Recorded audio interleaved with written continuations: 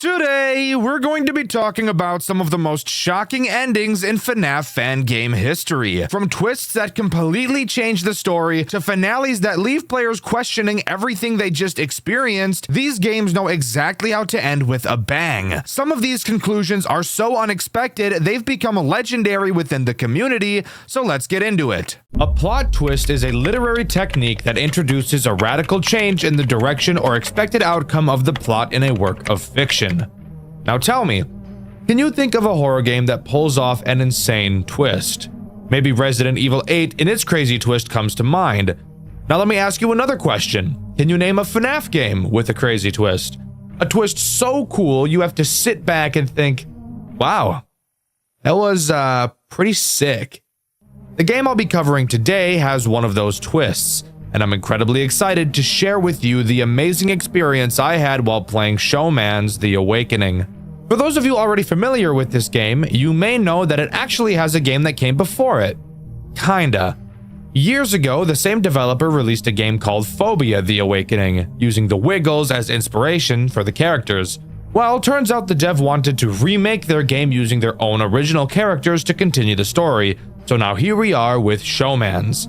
This may lead you to ask the question, if I've already played Phobia, is there even a point to playing Showman's? And trust me, this is a question I've asked myself. Originally, I saw people asking me to play Showman's. I played Phobia on my second channel, Dxtr Black, not knowing at the time that Showman's was a thing, learning soon after the first episode went up that it was in fact a thing. So I questioned, does it even bother to play it? Well, recently I've made the decision to do exactly that and give Showman's a try. And let's just say, if you've played Phobia, play Showman's. It's everything Phobia is and more. So join me as we quake our asses into Showman's The Awakening.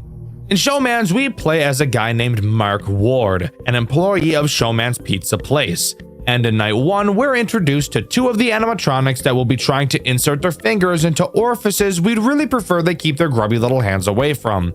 But before we can talk about them, we should talk about the tools at our disposal. Something really interesting you'll notice about the office is that you're able to look everywhere. Up, down, left, right, behind you, below you. It's actually really cool. It's really the first thing I noticed jumping into the game. The reason for this is actually because Showman's wasn't created in ClickTeam Fusion like most FNAF games are. Instead, it was created in Blender, which is what most FNAF games use to model their characters, and is something I also had no idea could be used to program a game. So that was pretty cool learning for the first time. Anyways, you'll see two large hallways on your left and right, which you can light up using buttons on your desk. In front of you is this lady. Hey, hottie. She's not hot, I'm not even gonna lie, she's not even bad. Who we'll be talking about later in the video. And if you look behind you, you'll be able to see the clock where you can tell how much longer of the night you have to get through. Oh yeah, and of course, there's cameras, because it really wouldn't be a FNAF game without those. With that out of the way, now we can talk about the first two threats this game introduces, Johnny and Harry. Now I know, those names aren't very normal sounding when thinking in terms of Five Nights at Freddy's, when usually we're having names so utterly stupid you'd be forced to think they were a fictional character. But no, these two are still robots, and you still cannot have intercourse with them, so please remove all thoughts of that nature from your head for the remainder of this video. Johnny and Harry both start from the show stage and do the exact same thing. Johnny will move through the cameras to your right hallway, and Harry will move through your left hallway, where they will then enter what I'm going to be calling their attack mode. During their attack mode, they have 5 phases. Each phase has a sound cue, and it's important that you're listening for them. With each phase, they'll move closer and closer towards your office, with the final phase having them walk up to you. Obviously, you can check their distance by flashing the light at them, and by doing so, you will also temporarily stun them in place. However, I would highly recommend you don't turn the lights on when they're in the hall, as I personally feel it's much more efficient to just let them attack you so they can piss off as fast as possible. Every time Johnny or Harry enters a new phase, their eyes will glow for a short time after their sound cue plays. So when you hear it, you can just turn in the direction to double check that they've moved. On these earlier nights, you really don't have to be super careful with them. Flashing lights and not counting sound cues isn't really important since they're your only threats. So I'll get into a bit of a better strategy for them later on. However, once they enter your office, you'll have to quickly throw on a spare mask to fool them into walking away, just like the animatronics from Five Nights at Freddy's 2. And that's really it. Night 1 is pretty damn easy, really just introducing the basics needed to understand two very important mechanics. After beating Night 1, we see a cutscene, something that was not originally in Phobia. In it, we meet with the founder of Showmance, Jason Baker. He confirms with us that only Johnny and Harry were active on our shift, and we confirm. Apparently, this should not be happening, and it's a known issue. So that's good at least. Jason tells us that a previous employee mentioned more characters moving, which in all honesty doesn't bode well for my anus, given the fact we still have 5 more nights of this to deal with. But we get our things and go home for the night, only to come back to work in the morning. Night 2 introduces 2 new animatronics, and let me tell you, this is where the game starts to show how much of a pain in the dick it's about to become. The first character we should talk about is the fine shite sitting in front of us, Peggy. Peggy reminds me a lot of the scrapped animatronics from Five Nights at Freddy's Pizzeria Simulator, just given the fact of the way she moves subtly like them. She also reminds me a lot of what Anissa's husband really doesn't want her to do to him. Whenever you're not looking at her, whether that be checking on the cameras, looking at the hallways, or checking the clock behind you, Peggy has a chance to advance phases. You'll be able to see her start by looking down and slowly transfer through the phases until she's ready to attack. In order to reset her, all you have to do is flip the breaker switch on your desk to shock her and she'll reset. But be careful not to just spam this lever over and over, because every time you shock her, she becomes more aggressive, leading to the end of nights becoming incredibly stressful due to how fast she'll be attacking you. Cap'n Cackle is the other menace introduced on Night 2. He is this game's Foxy. If you couldn't tell by looking at him, he's a pirate, just like Foxy. Also, he looks like he's cracked out of his fucking mind, zooted to the fucking moon. Seriously, look at this geeked out motherfucker. Holy shit, bro hasn't slept in 18 days. Look at those eye bags. What the hell happened? Stop looking at me, dude. Tell me that guy doesn't smoke crystal meth. Look at those fucking eyes. What are you doing? Hey. That's the face I make when I'm about to eat ass, bro. Anyways, similar to Foxy, he'll have several phases on camera 6. Watching him will slow his progression and even in some cases make him go backwards. If he happens to leave camera 6, he doesn't do exactly what Foxy does. Instead, he'll just start moving through your cameras like any other character would, albeit very quickly. If you manage to stare at him in one of those other cameras, he will go back to camera 6, where you can continue oogling at him to make him stay put. Both Peggy and Cap'n Cackle work very well together, and the same goes for Johnny and Harry. We have 2 other central characters left to introduce, and you'll notice that those 2 also work very well in tandem with one another. This is something I need to give this game praise for. It is so incredibly good at introducing new mechanics in a way that's stressful, yet engaging and fun. You introduce Peggy, a character that moves when you don't look at her, and Cap'n Cackle, another character who moves when you're not looking at him. And because these 2 characters are in different places, it forces you to learn how to balance them together. God, it's so fucking cool. Similar to last night, this night also has a cutscene after completion. In it, we're seen walking to the exit of the building. We hear a noise and quickly turn around to see an unknown animatronic staring back at us. It stares for a while before turning around and walking away. This is a character we haven't yet seen. Even the characters we'll be talking about on later nights can be seen on the cameras all the time, but this one can't. Keep him in the back of your head as he'll become important later. For now, let's move on to Night 3. Night 3 only introduces one character, but it also introduces another incredibly important mechanic, that being your vents. The animatronic introduced on Night 3 is Tony the Chef. He will enter your vents. You'll notice on your cameras that you have 3 camera vents. Tony can enter 2 of them, those being either camera 12 or camera 11. In these vents, he will have multiple phases he will move through before attempting to enter your office. With each movement, a very quiet sound cue will play, a stark contrast to Phobia where the sound cue was very noticeable. By double-clicking on a vent cam, you can lock the vent. Locking a vent uses no power because the game has no power to begin with. Praise God. Once a vent is closed, you can keep it closed as long as you'd like, with no consequences. The only downside is that you can only close one vent at a time. So this night really isn't all too different from night 2. Well, now's the time when I want to talk about sound cue counting with Johnny and Harry, as it's this night where you'll probably want to start getting used to doing that. As I mentioned earlier, Johnny and Harry each have 5 different phases in your hallway. The first is when they initially enter the hallway. You'll be able to tell because you can see their eyes in the hallway for a brief moment, and because you'll be able to hear their big ol' feet stomping around, kind of like I want Toy Chica to stomp on my testicles. Once one of them enters your hallway, you can stop checking on them and focus on listening. Start a mental count of 3 in your head. All sounds in this game are directional, so that really helps. Whenever you hear footsteps on either side of you, decrease that side's number by 1. Once the counter reaches 0, you know that the next time you hear footsteps from that side is when they'll walk into your office to attack. Okay, 4 left, or 3 till he's at the last stage. 2 left until he hits door. Okay, 1 more. And he's at the line. He's walking the thin line. 1 more. I want to see how close I can cut it. Hi. Oh, yes. Yeah, that's awesome. Thanks for that. Doing this while they're both attacking you at the same time can get a little overwhelming, and on later nights they do like to attack together a lot. But if you can nail this counting strategy, they really shouldn't be too much of an issue. After completing night 3, we get to watch another lovely cutscene. In it, we're looking through the factory for who the fuck knows what. We open a crate and find a Johnny plush inside. Seeing this toy seems to trigger some primal instinct in us, and we pass the fuck out. Honestly, bro, probably not the greatest place to lose consciousness. I'm not even gonna front. We awake in another room, only to look up and see Showman. Scared as shit, we wake up from our slumber only to realize it was a short dream we had after we had passed out. There is clearly something mentally wrong with our dear, beloved Mark. We just have to figure out what it is. Night 4 introduces the man himself, Showman.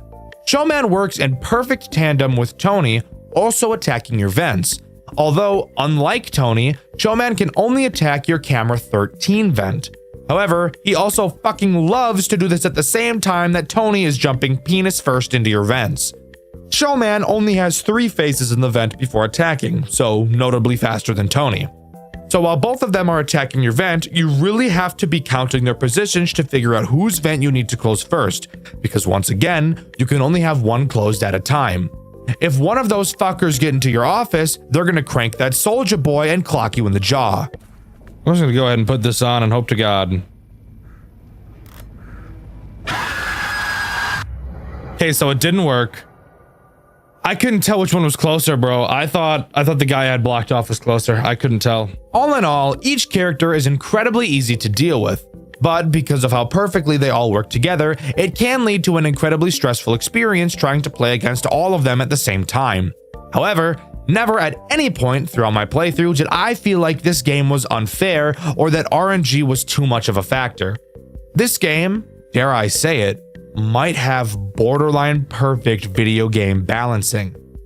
After completing night 4, of course, we get another cutscene. This one taking place before we go to work for the night. Before we enter our car, we get a call from Jason, telling us not to come in to work tonight. He says things are getting too dangerous and that it would be unsafe for us to go through our shift. We agree to not go in tonight, except the plot twist is that I fucking lied and we're gonna go in anyways, because we hate authority like a 16-year-old white boy from the suburbs. On night 5, we get a call from the phone guy, and let me tell you, he is absolutely pissed that we decided to come in for the night. He explains that anything in that building that moves will be demolished in the morning. He tells us to do whatever it is we're trying to do and get out, because they're not going to send anyone into the building to get us out. Other than that, Night 5 is exactly what you'd think it is, just a much more difficult version of Night 4, really testing your reflexes and especially your nerve control. But on this night is when I have to bring up really the only problem I have with this game. Volume. This game is actually the loudest fucking game on planet Earth. Holy shit. Everything makes noise, and it makes a damn lot of it at that. There are typically ambient sounds in FNAF games, but for the love of God, this game plays intense music throughout most of the night, and it is loud as dick and balls. Want to hear the best part? As you get closer and closer to 6 a.m., the music adds more components and gets even fucking louder! This really doesn't help when so much of my strategy revolved around listening to sound cues. It's fucking crazy just how loud this game is! Now granted, was this something that was intended? Most definitely. And I'm not even saying that it's a bad thing, because obviously, inherently, it isn't. I was still able to beat the game just fine, and I feel like most other people would be able to beat it just fine as well. But this is something I couldn't not talk about.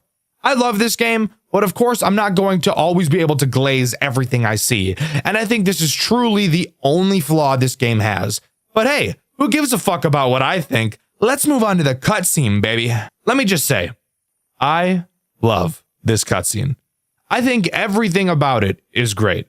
The pacing, the acting, everything is just so good that I don't want to ruin it by just talking about it. I'd much rather just show you.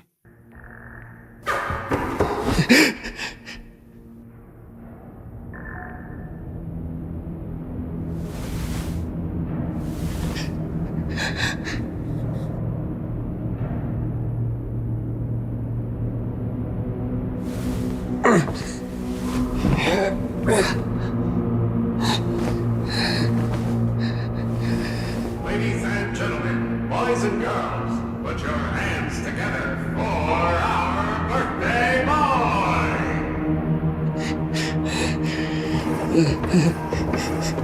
Please, just leave me alone.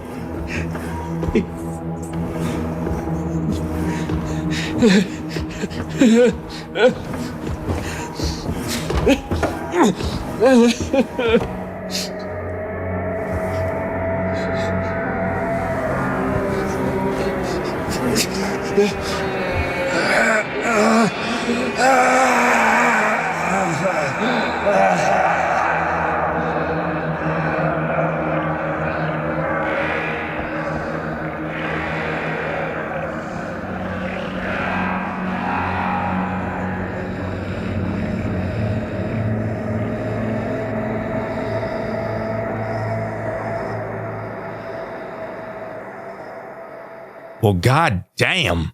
We really should have listened and not come back, huh? So, it's safe to say that our pal Mark really got fucked here. Something I think is actually really cool. It's fairly common for FNAF games to have a character die in them, most commonly a phone guy, but to actually see it like this is just awesome.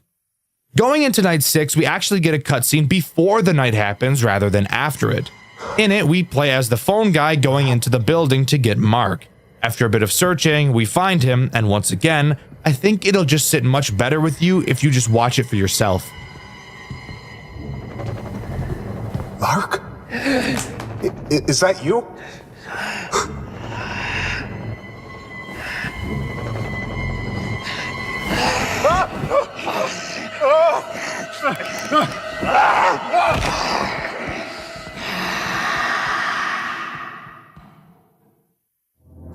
You shouldn't have went in there, bro. You shouldn't have went in there, bro. You shouldn't have went in there, bro. You should have done that shit.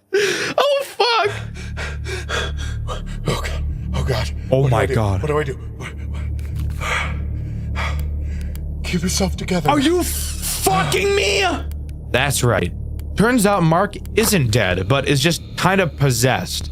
Phone guy, or his real name, Matthew, runs back to the office with Mark on the pursuit, and night 6 begins. Night 6 consists of 4 threats, 2 of which we've already covered, Cap and Cackle and Peggy.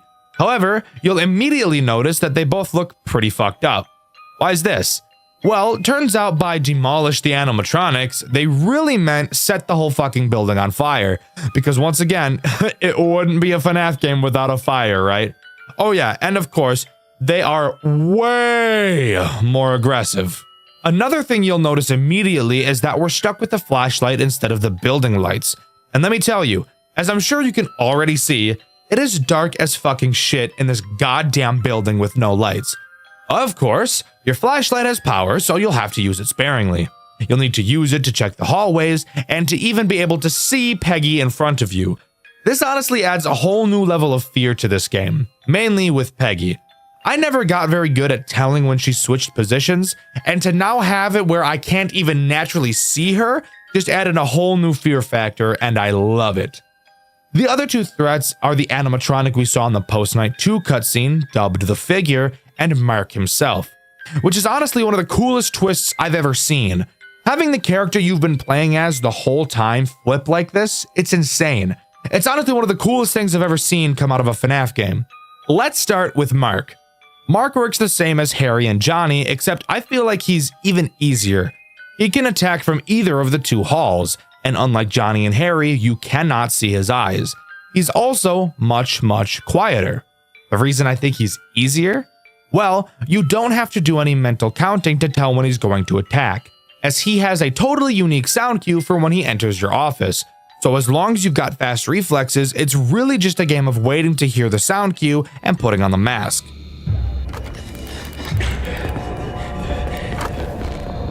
The final new threat on this night is, of course, the Figure. He takes the place of Tony and Showman attacking your vents. He can attack any of the three you have, since there won't be two characters going for the vents at the same time. Again, I honestly feel like this is easier than Tony and Showman. Of course, the Figure is fucking light speed fast when choosing and climbing through vents, so as long as you've got fast reflexes, it really shouldn't be too much of a challenge. Ironically enough, the main challenge I had with this night was not the two new threats, but the two returning threats, Peggy and Cap and Cackle. Again, these two have the best synergy out of any of the characters in this game, so bringing them back for night 6 was a no-brainer. Really, the actual problem for me was Peggy. The sheer speed at which she moves is enough to make you shit in your britches, and nearing the end of the night, she will be moving at a speed Usain Bolt would be creaming his pants over. But if you can control your nerves for long enough, you'll complete night 6 and move on to the post-night cutscene. Matthew runs as fast as he can to the exit, only to find it locked. Turning around, we see Mark slowly creeping up on us like the booty cheek creep freak. The screen cuts to black, and we're left with only the screams of Matthew echoing throughout the pizzeria, and Showman's The Awakening comes to a close. Kind of. We're not exactly done just yet. There's actually 6 other secrets this game has to offer, that being the secret tapes. On each night, you will be able to find one of these tapes and play them later. On night 1, if you check camera 9, you'll be able to see a tape on the shelf in the top left corner. Night 2's tape is located in one of the drawers in your office. Night 3's tape is located on camera 3 on a shelf in the bottom left corner. Night 4's tape is located on camera 2 at the top of the screen. Night 5's tape is located on camera 5 on a high shelf in the middle of the camera, and Night 6 tape is conveniently located directly in front of you on the desk. Hey there, post-scripting Deku here. Turns out I'm fucking wrong. These are not the locations of the tapes on every night. Turns out every single night, besides the 6th one, has a random location for each tape, each being on a different camera. This was just the order that I had. So, yeah. Sorry about that. These tapes, as I'm sure you could have guessed, go over some extra bits of lore to help us piece together the story. And this is the part of the video where I say, I'm very sorry guys, I'm terrible at talking about story, but I'm going to try my best here. Tape 1 shows all of the characters on stage singing the happy birthday song to a kid whose name isn't explicitly said. We can see by the date of the tape that this takes place in 1995. Tape 2 seems to be a sort of log from Jason, explaining his reasoning for why he believes the characters are acting so hostile. Originally, when they were first being built, they attempted to add an advanced facial recognition system that would allow the characters to actually see and think for themselves. Although the system never ended up working as intended, they wiped the idea from their systems. Well, guess what, fucker? Turns out they really didn't, and Jason seems to think that this is the reason the characters are acting the way they are. Jason makes a brief mention of an unnamed him and questions if one of his employees are potentially tampering with the characters. I'm guessing that him is referring to either Mark or the Figure. Tape 3 shows 2 guys working on Tony. They're talking about how these robots should be scrapped because of how old they are, and then the guy in the back says a sentence that I literally cannot for the fucking life of me decipher. Like many other things in this game, the static that plays during these cutscenes is so fucking loud I can't hear anything except it. I'll play what he says here, and if any of you guys can decipher it, please let me know in the comments. That company's been up in deals with recently. Why? Tape 4 is one of my favorites. It really gives off the FNAF VHS style that I really like. A maintenance worker is running a test on Cap'n Cackle. It doesn't quite go as planned as he bugs out, so they restart him and then get attacked. Afterwards, showing the lifeless corpse of the employee laying on the floor in front of Cap'n Cackle. It's just such an unnerving moment to see this in person. Usually when it comes to FNAF games and death, you don't see it. So seeing it in a game like this is really unnerving, and it adds a sort of realism to the actual events that are taking place. Tape 5 is probably my favorite of all the tapes, being the most terrifying in my opinion. In it, we're in the perspective of what sounds like a young girl. Hiding under a table, we hear a scream from another room. Shortly after, Johnny walks into the room and starts to look around. The girl accidentally makes a noise, and when she looks back up, Johnny is staring at her, and he quickly goes for the kill. This is such a fucking horrific and terrifying situation to think about being in, and I think that's why I like it so much. Just imagining being in the same situation makes my hair stand. Tape number 6 is an odd one. We appear to be being spoken to by the figure. He tells us that the birthday we saw earlier was Timmy's 12th birthday. He had 2 of his friends with him that day, and it was a party made specifically for him. Then we see 3 drawings of his friends, all of them sad. The figure appears in front of us and slowly glances up before the tape ends. Again, as I've previously stated, lore analysis is not my strong suit at all, so I really can't even begin to imagine what anything here means. I know robots mad and robots kill, and I think that is neat enough. Overall, Showman's The Awakening is such a big step up from Phobia, and while I still do love that game, I think I love Showman's even more. Amazing graphical upgrades, fantastic cutscenes, and a gameplay loop that's so fun, difficult, yet still not frustrating. This game really has it all, and I truly think it's a fantastic game to play if you're at all interested in horror games. Even if you're not a huge Five Nights at Freddy's fan, I still think you should give it a try. The Five Nights at Freddy's formula. Arguably what defines a FNAF game in the genre of a FNAF game. You're stuck in a small space, you can't move, and several threats are trying to eliminate you as you use a small amount of tools to defend yourself for an arbitrary amount of time. This, in a nutshell, is Five Nights at Freddy's as a genre. However, there are some Five Nights at Freddy's fan games that don't follow this formula, and if it wasn't for the use of the characters from the original game, you would have no idea that they were even FNAF games to begin with. And maybe you can think of a few games like this. The game I'll be covering today is another one of those games. A game so unique, so good, that if it didn't use official FNAF characters, it could easily be its own fantastic survival horror experience. So sit back, strap in, and join me today as we cover Fredbear and Friends Reboot. You can honestly think about Fredbear and Friends Reboot as more of an Outlast, Resident Evil, or Poppy Playtime style game, purely in terms of how it plays. It's a story-based, free-roam survival horror game, except it uses characters and settings from the Five Nights at Freddy's universe, and it's honestly super cool. We play as a guy named Thomas. When this game takes place, the Fredbear and Friends restaurant had been closed for over 26 years. And together with our friends Chris, Ashley, and Richard, they all decided it'd be a great idea to do some urban exploring in the now abandoned building, not knowing that they were about to walk into a sick and sadistic death trap, the likes of which they'd never experienced before. We drive to the restaurant where all of our friends are waiting and head inside to find them. We all talk about what the plan is, and it seems like they don't even fucking have one. So like, why are we even here? No matter. We decide to all split up like Scooby and the gang to explore faster, something I would never agree to do because this building is so dark I can barely see 10 feet in front of me. So, to solve the darkness problem, Richard finds the power room as we enter the office of the building, Successfully turning the power on, I ask the question, is it even possible for a building 26 years abandoned to even be able to have power?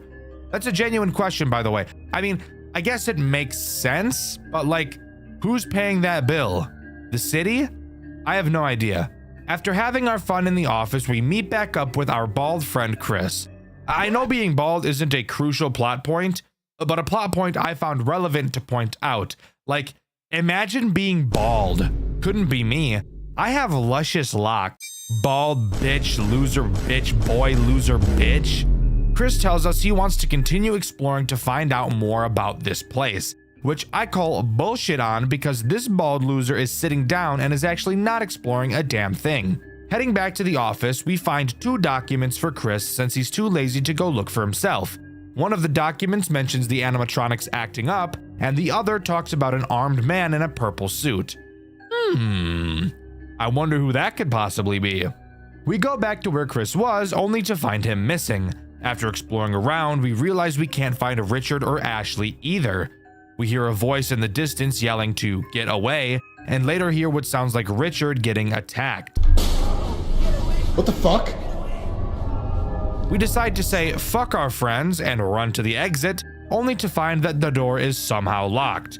We decide we need to go hide in the office since there's a door we can close to keep ourselves safe. As we run down the hallway, we run into Chris. Relieved, we go to greet him, only to watch him get snatched from something hiding in the vent on the ceiling, pulling him up into the ceiling and tearing him apart. Yeah, not this way though, not fucking that way, no we ain't. We obviously turn around and go to the other entrance of the office since I'm not about to get ganked like Chris just did. As we go to the other hallway, we can hear loud metallic footsteps following behind us. We quickly hide under the desk and hope that whatever is following us is retarded. We watch as a crooked spring Bonnie limps through the office, unaware of our location. We come back up only to hear a ring of the phone on the desk. We answer the phone to be greeted by some douchebag using voice mod like those guys that go on Valorant to flirt with any female over the age of 10. If you want to survive, listen very closely. He tells us how to survive each of the 8 animatronics. The fucking 8 goddamn cock-sucking animatronics. My god, that is a lot. I'm not going to explain every single animatronic at the same time right now because that would be boring as fuck. And trust me, this phone call was also boring as fuck. The big thing that we're told is that Fredbear is scary, and he's the reason why one of the doors to the office is broken. So fantastic, we have a door that doesn't work. What exactly are we supposed to do? I have no idea. I have no direction whatsoever aside from let's go see if I can break the exit door down. But before we can try anything, we're forced to listen to a cutscene while there are 8 hungry robots whose mouths begin to water whenever they smell my gooch. During this cutscene, we're put into the perspective of a mechanic named Simon. We're told that we have to go into the Fredbear's building to fix some of the robots because the customers reported them to be acting aggressive. So we can gauge that this cutscene obviously takes place before the shutdown.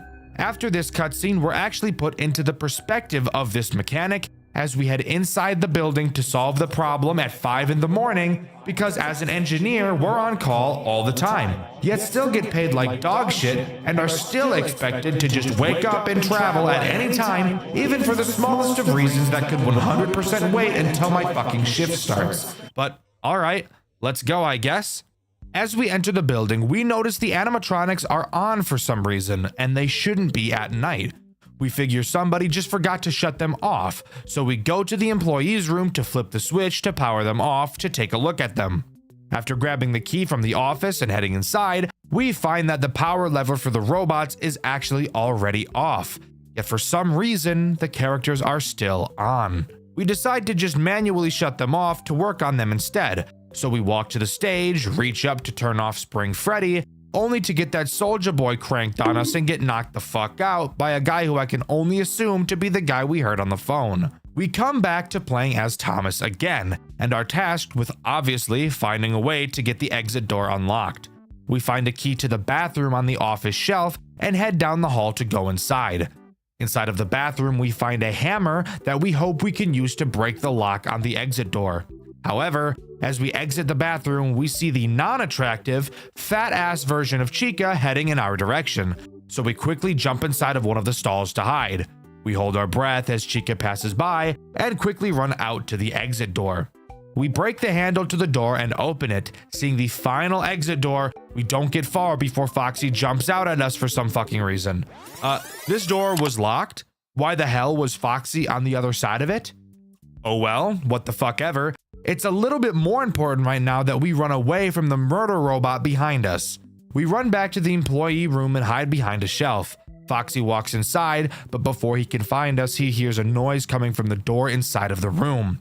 Opening it, he finds who I can only assume to be Richard and jumps him like he's in Detroit. We take this chance to book it back to the exit. As we run, we hear Richard getting torn apart, screaming. We get to the door just in time, and Jesus fucking Christ, the door is gone. What the fuck?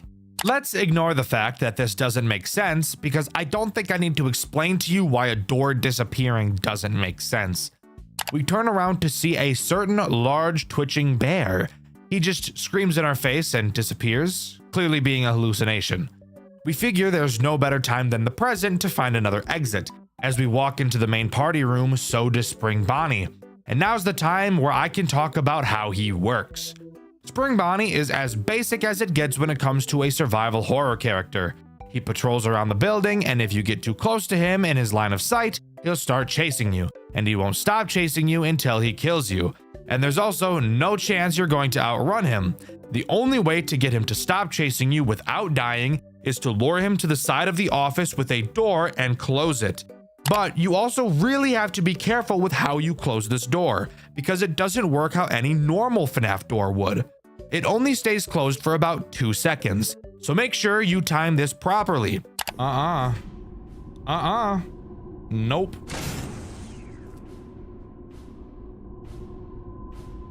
Oh! I closed it! I fucking closed it! I fucking closed it! I fucking closed it! I'm dead. I'm dead as shit. If you do, Spring Bonnie should be teleported to a different room in the building.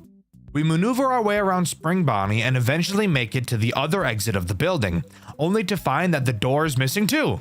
Isn't life just so awesome sometimes? It's at this moment we hear Richard scream, which confuses me because I thought Richard just got killed by Foxy. So if who we heard just now was Richard, then who did Foxy just kill? It couldn't have been Chris, because we saw Chris get killed by the fucker in the vents. It also couldn't be Ashley, because it was 100% the scream of a man. And it can't be the engineer, because he entered the building in that cutscene 26 or more years ago. This is not important at all, so let's actually continue talking about what's happening, shall we? We head back to the office where we heard the scream, only to find nobody there. We figure for some reason we should go back to the employee room. Why? Ask Shitlips Thomas, because I can't figure out a good reason to go back there, but apparently he's the FNAF expert and not me. Before we can continue, we get another engineer cutscene. We're dragged into a back room and we overhear 2 people talking. Well, really only one person talking, because the other guy has his voice changer on so deep thinking it'll make the e-girls wet, so I really can't even hear him. Why didn't you just kill him? Really? Dave, you know exactly what happened before.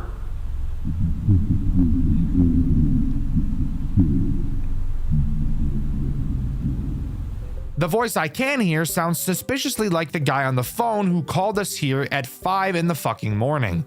He tells voice changer guy that he should just kill us so we don't get away like the other engineer and spread the word about what they're doing. After not doing it, the phone guy decides to just do it himself, so he enters the room and stabs us to death. Fantastic. I really shouldn't have lived in Chicago. Everyone in Chicago gets stabbed. Going back to the employee room, we find the corpse of a police officer.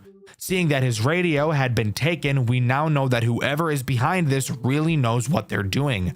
But we figure that because a police officer went missing, that other officers will be arriving at some point to look for him. So knowing all we have to do is survive, this game's most agonizing survival section finally begins.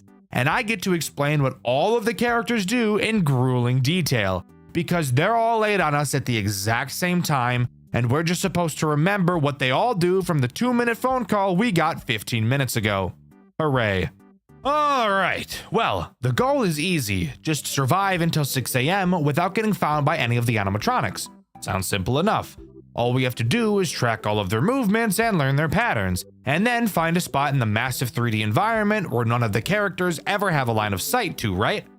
Almost, but not really, because one main character, Bonnie. Bonnie is this game's way of preventing you from doing exactly that. On certain time intervals, Bonnie will emerge from the room where the puppet is. Yes, by the way, the puppet is in this game. Don't think too much about it. There are a lot of characters from a lot of different FNAF time periods in this game, so just shut up. Anyways, Bonnie will exit this room and make his way to the employee room to turn the puppet control lever on. Once it's on, the puppet will begin moving on a track across the ceiling that leads to a door which has some chains on it. Why are there chains on this door? Well, it's to hold back and stop the big bastard himself, Fredbear. If the puppet makes it all the way to this door, it will break it down and allow Fredbear to come out. And spoiler alert, Fredbear always knows where you are, and if he gets out, you will 100% die, because as mentioned earlier, he doesn't care about the doors, and he is faster than you are. So, all you have to do to prevent this from happening is go into the employee room and turn off the puppet control lever whenever Bonnie turns it on. This leads to you needing to be moving around pretty consistently throughout this night. Why do that when you could just hide right outside of this room, or maybe even inside of it? Well, that's where Spring Bonnie comes back in. Spring Bonnie, and in fact every character during this section, has a very specific movement pattern that they will walk in. And thank God they do, because memorizing these patterns is the only reason I ever completed this section. Spring Bonnie has the habit of walking into literally every single room in the building, and his line of sight is really large, so you will have to always maneuver around him. Also, if that wasn't awesome enough, with every hour that passes during this section, each animatronic will become more and more agile, which really just means their line of sight increases. Chica is the next character I want to quickly mention, and she is pretty boring as a character. She's just Spring Bonnie, except her path doesn't cover as much ground as his does. Her line of sight also appears to be a lot smaller than his, so that's good news, I suppose. She does go through the main party room a bit during her cycle, and that will become important later when I go over my amazing strategy. Let's cover Freddy next, as he will probably cause you the least amount of issues out of every character in this game. Freddy will randomly spawn in random rooms, typically next to the doorways. All you have to do is not walk directly into him. He won't chase you, but if you get too close, he'll instantly kill you. So really just make sure you're watching where you're going. Mangle isn't that terrible either. Side note, I know its name in the game isn't actually Mangle, but fuck you. It looks just like her, and it crawls through the fucking vents like Mangle, so I'm calling it Mangle. Mangle is also the one that killed Chris in that cutscene earlier too, by the way. Mangle is also incredibly easy to deal with. On the floors and ceilings of certain rooms, there will be large vents. Occasionally, you may notice wires coming out from those vents. That means that Mangle is waiting there, and if you walk by, she'll snatch you up. So you know, once again, just like Freddy, open your eyes and you'll be just fine. Foxy is the only real problem during this night, as he's a random character with no pathing, and is also super easy to forget about. Foxy has the chance to be hiding behind any doorway at any time. The only way to tell if he's there is by standing next to the doorway and listening for quiet breathing. For some reason, you can't just move to one side of the door and check if he's standing there, since you literally can't see him even if he is there, which is something I died to in my playthrough, and you can see that over on my second channel, Dxtr Black. That's really all of the problems to worry about during this night, but Bonnie is obviously the most dangerous. So, how should you go about pulling this off? Well, when this game first came out, there was a super awesome glitch you could use to cheese this entire section. If you remember where we hid from Foxy during a cutscene, you used to be able to hide in the exact same spot, and both Bonnie and Spring Bonnie, aka the only characters that enter the employee room, wouldn't be able to see you hiding there. And since it's in the employee room, it was right next to the puppet control switch, so you could beat the entire section just by standing in one spot. Unfortunately for me, I didn't get the luxury of being able to do that, as in the newer version of this game, during this section only, an invisible wall is placed there to block your path. So I had to play the legitimate way. This is when I started to develop my strategy. I'm gonna be so real with you. It took me about 45 minutes to complete this section. I am complete ass at these types of games, which is why I never play them. I personally really dislike the mechanic of every enemy is patrolling randomly and will chase you when seen, but you also have a bunch of bullshit to do at the same time. I know it's a common mechanic, but it's just never something I was able to get into, mainly because I don't take being chased very well at all. So it just kind of gives me a lot of anxiety. Here's how this section can be beaten 100% of the time for anyone who struggles with things like this, like I do. I came up with this myself. I'm super proud of myself. I did no walkthrough because I'm the best. The first step is to run out of the employee room as fast as you can and get to the far corner of the main party room to the left of the main stage. You have to be fast because Spring Bonnie will enter this room quickly after. While in this corner, both Spring Bonnie and Bonnie will never be able to see you, which is huge since this location also gives you an easy view of both of them since they enter through the door on your left. Once in this corner, Spring Bonnie will soon pass by. After a while, Bonnie will enter the room. Bonnie is slow as shit, so this will take a while. But once you see him, you can start following him. Bonnie doesn't care so much about killing you as he does flipping the puppet switch, so you can actually get pretty close behind him. Creep, creep, creep, creep. That's the sound I make. Creep, creep, creep. You gotta match your steps with his, bro.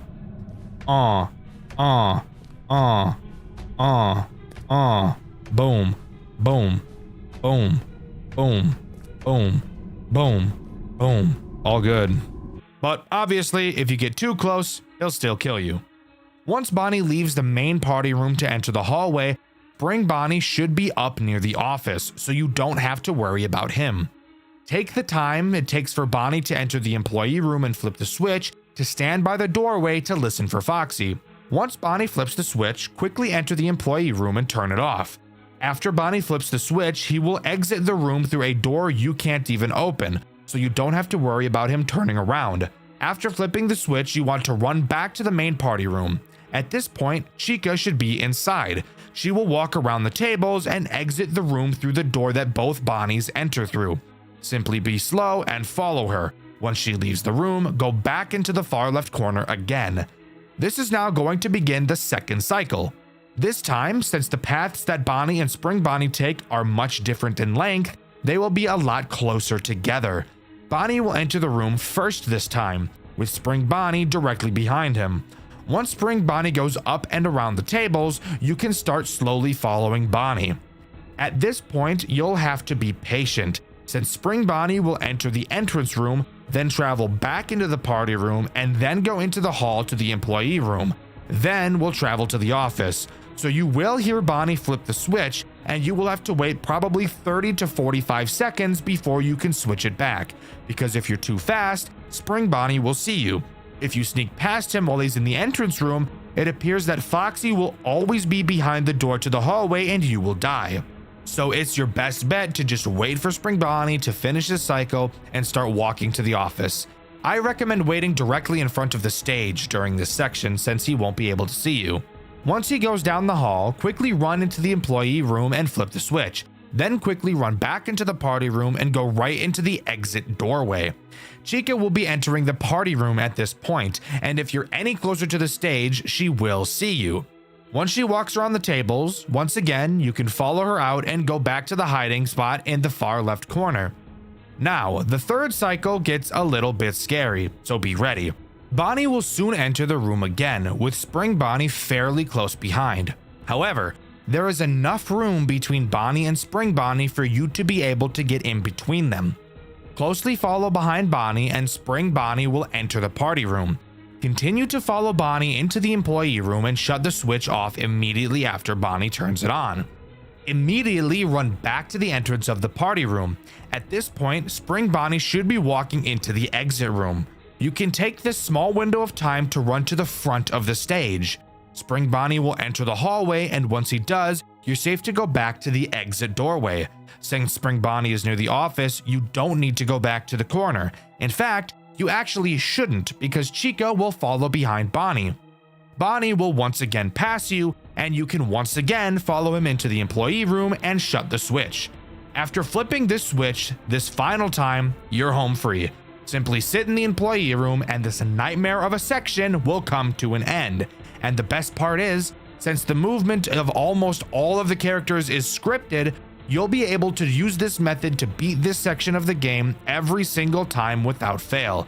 I hope you enjoyed this overtly long explanation section. It's easily what took me the longest to do while playing this game, so I figured I should devote a long time in the script talking about it. Let me know what you think. After beating this section, we get a cutscene where we're running down the hallway, being chased by Spring Bonnie. We get into the office and close the door on him, which literally cuts the fucker in half. I love this. This is peak. Absolute cinema.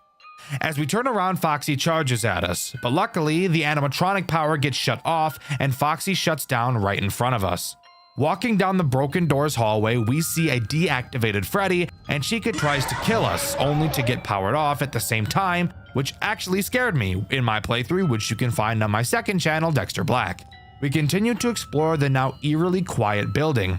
Going back to the exit, we fall to our knees, only for a door to appear in front of us, locked by a code. A voice comes over the intercoms that sounds weirdly like the guy that killed the engineer in a previous cutscene. He tells us that he's impressed by our work and that the animatronics we faced thus far will be deactivated for the remainder of our stay, aside from 2, who he calls his favorites. It's now up to us to figure out the code. We find a piece of paper on the wall that says "Find me." Not totally sure what the hell that means. We wander around into the puppet room where we find writing on the wall saying "It's me." Next to this message, we find another piece of paper saying "My back is to the corner." After reading this note, the 2 threats of this section activate: Fredbear and Mangle. Again, Mangle acts a bit differently, so let's talk about her first. This time, she's no longer in the vents. She's walking around the building. If she sees you, she'll roar like a dinosaur. And if you don't get out of her line of sight in 4 seconds, she'll start chasing you. And she won't stop until she catches you. So just like, run, I guess, bozo. Fredbear, on the other hand, should be scary. But because of an item we got at the beginning of this segment, he really isn't. At the start of this section, we're given a taser. Fredbear will always know where you are and will constantly be crip walking towards you. Except, Fredbear while walking is very slow, so you can easily stay away from him. Every once in a while, he will also roar for some reason, and will then begin to charge at you. While he's charging, he will be faster than you, but when he gets close, use your taser to stun him and he'll go back to walking. So avoiding the threats on this segment is honestly a cakewalk compared to what we had to deal with during the last section. Now, I had a stroke trying to figure out what "my back is to the corner" meant. What you have to do is find Freddy, since his back is to the corner of the wall. Except not really, because his back is just to the wall, not really the corner. Regardless, on his back is another note stating Camera 2. I've neglected to mention the cameras thus far, but that's because they're literally completely useless for the most part. Throughout the building, there are several monitor stands where you can place your monitor, because I guess you can't just hold a fucking iPad with your hands. You instead need a holder like a toddler who blares annoying ass YouTube videos while in a public restaurant, and the parents just find nothing wrong with that since they'd rather have the internet raise them instead of them.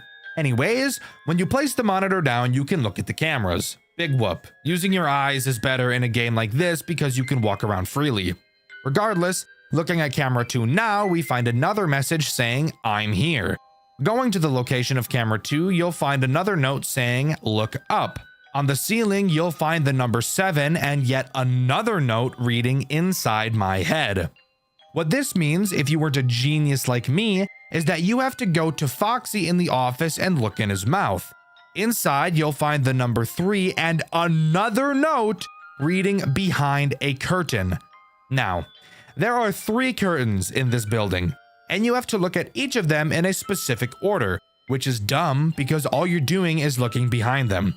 Behind the last curtain, you'll see the number 7, and then some text reading "The safest place" will start flashing on your screen.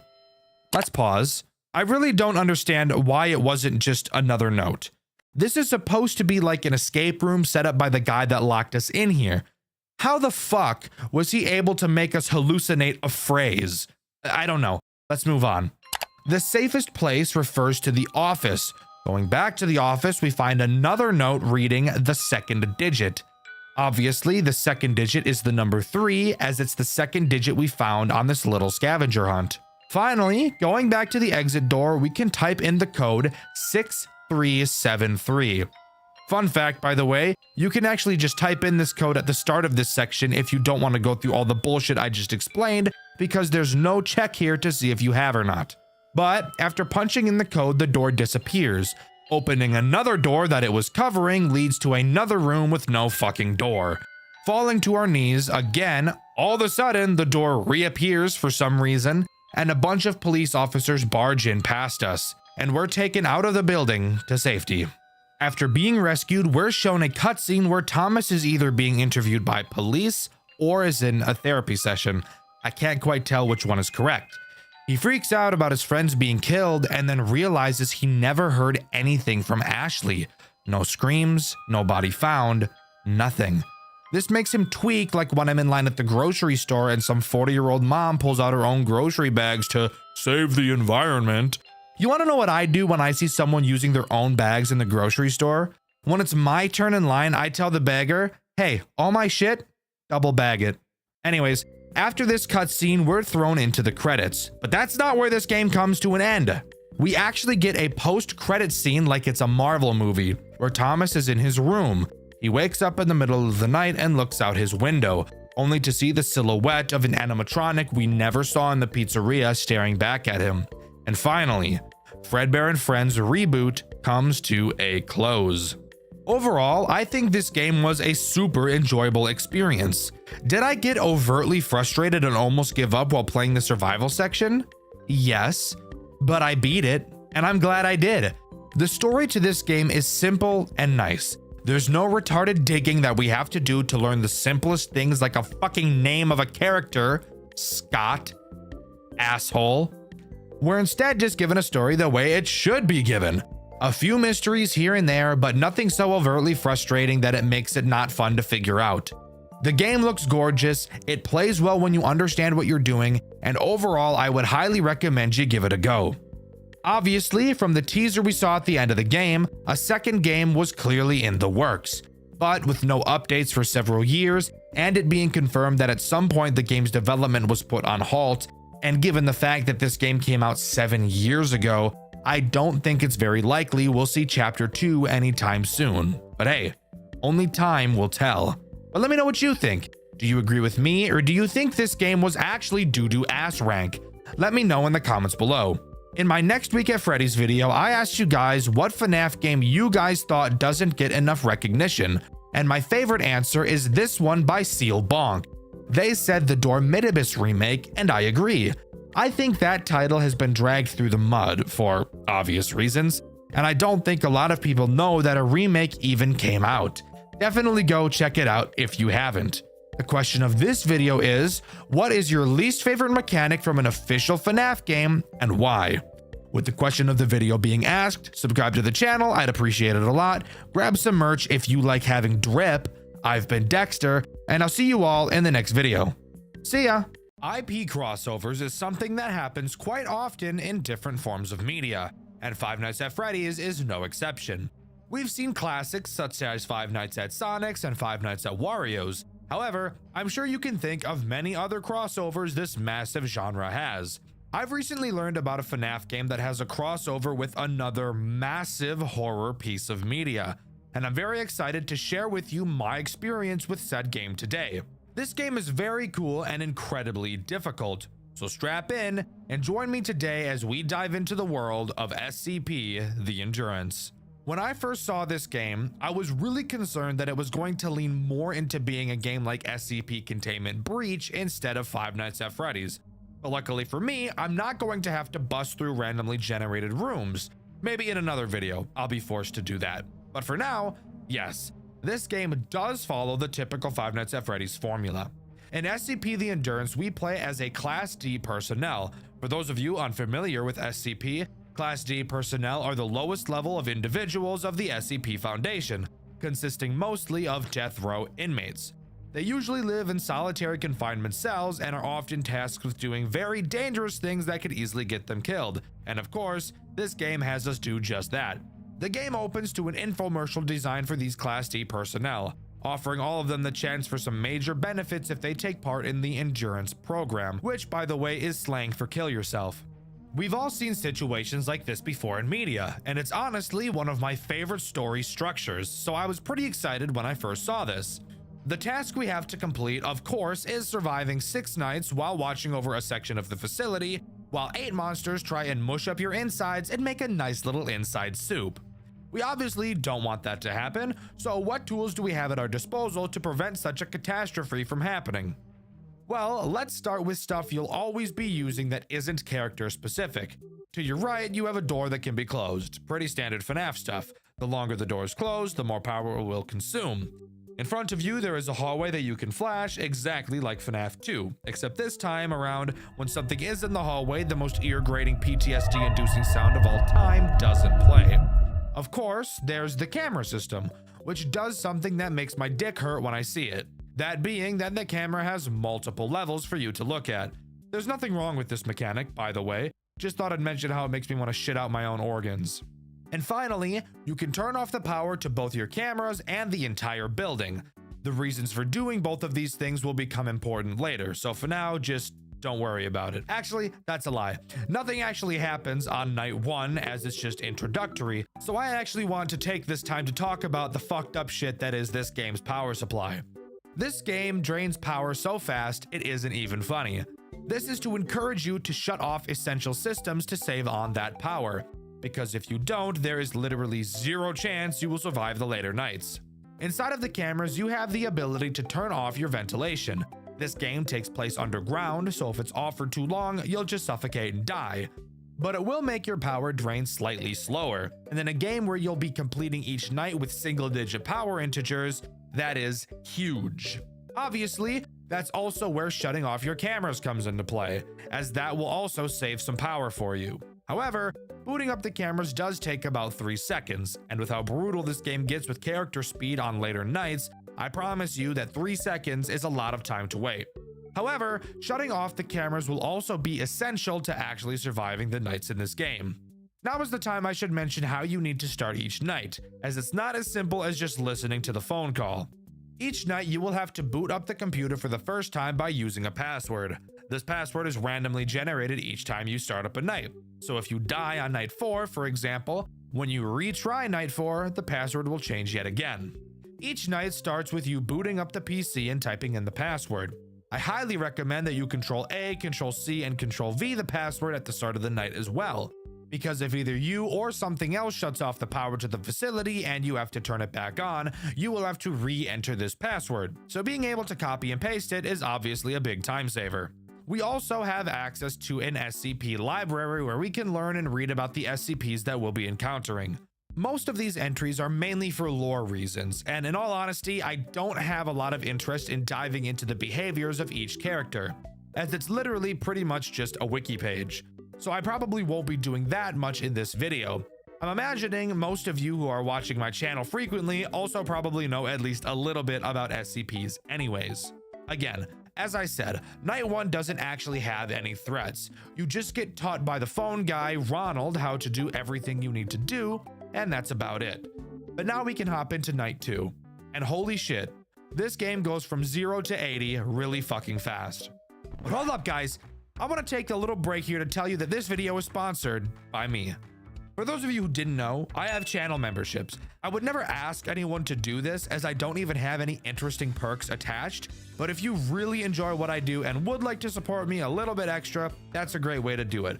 Also, if you'd like to actually get something for your money in return, I have a merch store with some designs I commissioned from a fan, the same fan who actually drew these new character PNGs.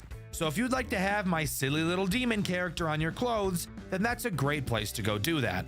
And hey, if enough people end up liking that stuff, I will 100% get some more created in the future, and maybe even commission some more fan artists for some uniqueness in art styles. You can find the link to that in the description of this video. Sorry for the interruption, let's talk about the bullshit that this game has to offer.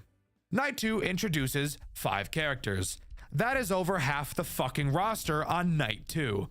I'm going to start with the easiest characters and work my way to the hardest. Strap in because this is going to get interesting.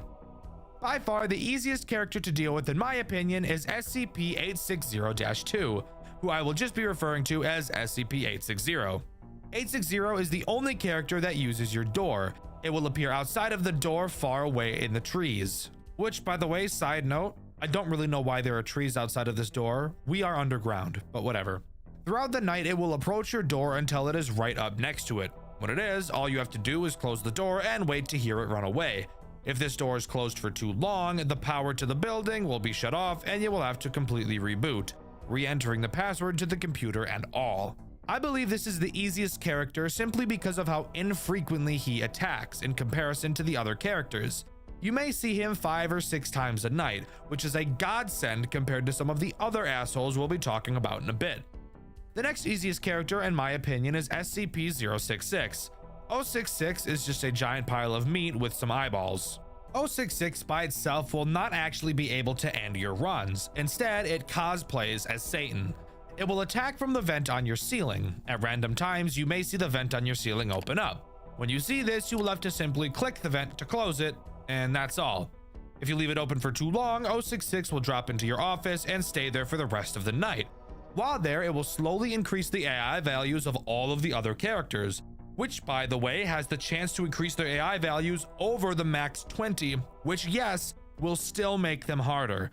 It also has the random chance to play sounds at 140 decibels, so just like, really don't let him into your office. You may be wondering why I've chosen to call 066 more difficult than 860, despite the fact that all you have to do is mindlessly click when you hear a noise. Well, that's because 066 is probably the fastest character in the entire game. On later nights, you will have less than 2 seconds to react and close the vent. And of course, it itself doesn't kill you. The ramping AI of the other characters probably will. Of course, that's unless you're Frogger and beat the 820 mode with 066 in the office the entire night. That guy's a madman. Next, we'll talk about SCP-096, arguably one of the most popular SCPs of all time. SCP-096 has the chance to spawn literally anywhere in the entire building, whether that be on any of the cameras or even directly in your office. Wherever it happens to be, all you have to do is stop looking at it. If it's in your office, flip up and down the camera quickly. If it's in the camera, either switch cameras or pull the camera down. While yes, 096 is not a problem by itself, it's in combination with how hectic and stressful the rest of the game gets, which is the reason I think 096 is as annoying and difficult as it is. SCP-106 is the next degenerate I'd like to talk about. This is the pocket dimension asshole, by the way, if you were curious. Occasionally, you will both hear and see 106 in your office. When you do, you'll have to put on the mask. Oh yeah, you have a mask, by the way. I know I forgot to mention that. I just wanted to keep you on your toes. And I totally didn't just forget it existed until I started talking about 106. So shut up. If you don't put the mask on fast enough, it appears one of 2 things could happen, I think.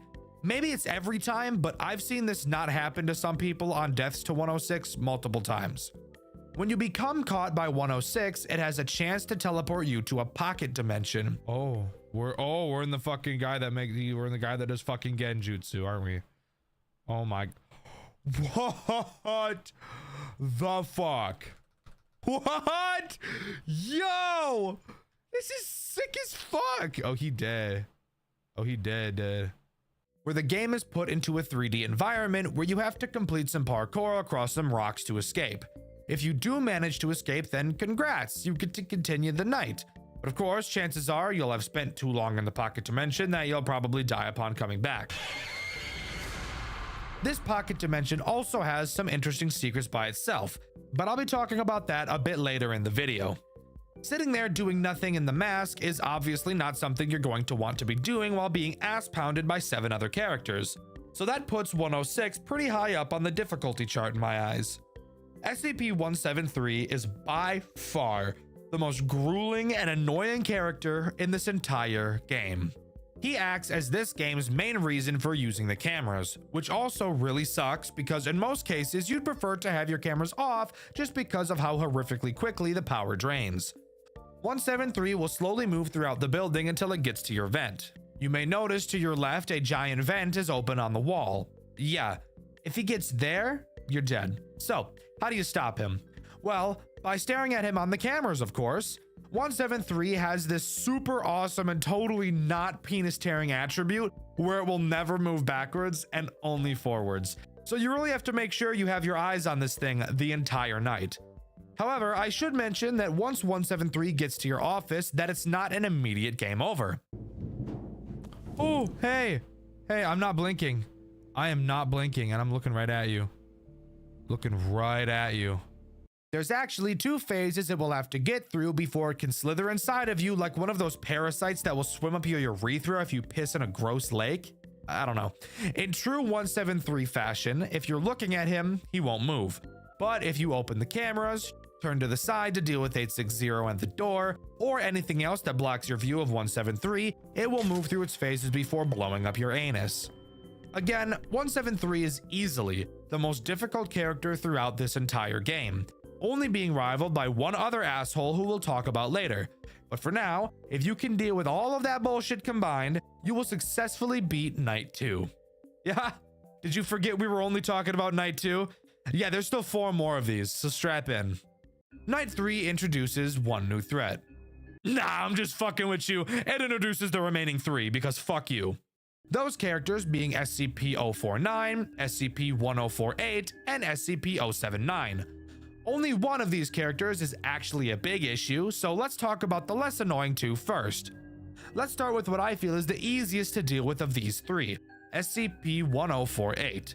It's just a teddy bear. But a teddy bear that can move, to be fair. It takes advantage of your hallway. Appearing in it throughout the night, it will try to enter your office and murder the shit out of you. All you have to do is keep your flashlight on him to push him backwards.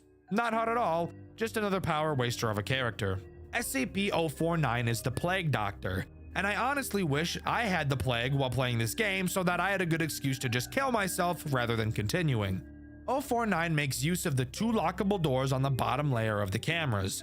You can only lock one of these doors at a time, and thankfully doing so doesn't waste any power, and they don't unlock if the PC is shut off. If you see 049 at either door, simply lock it and it'll be no problem. The actual difficulty of 049 just comes in the likelihood that you will forget he even exists, and only remember once you find him in your office. And finally, the second most difficult character in SCP the Endurance is SCP-079. This guy is just a little quirky fella, really. He's just a bored little guy that really wants to play tic-tac-toe with you. What is this?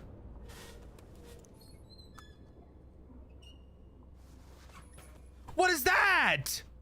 Yes, I'm serious. There is a special panel to the left of your office. Throughout the night, 079 will play games of tic-tac-toe with you. Now, you may be a little inclined to completely pummel this stupid fucking computer's ass while playing this game with it. But I would actually advise against that, as if you lose too many games or win too many games against it, it'll get pissed off and start fucking with your lights and doors, which will probably end up leading to a death. So it's actually the best practice to just constantly draw against 079 every time you play. And there you have it. That is every single character in SCP the Endurance and how they work, all introduced on the 3rd night. And it's only going to continue to get more and more soul-sucking as your playthrough goes on. I'm gonna be completely honest with you guys. I couldn't complete Night 5. I put in a lot of attempts, but as I've mentioned multiple times in the past, I'm very bad at FNAF games, and I just couldn't beat it. I'm sure if I continued to pour in attempts that eventually I would complete it, as I did get to 5 AM a decent handful of times.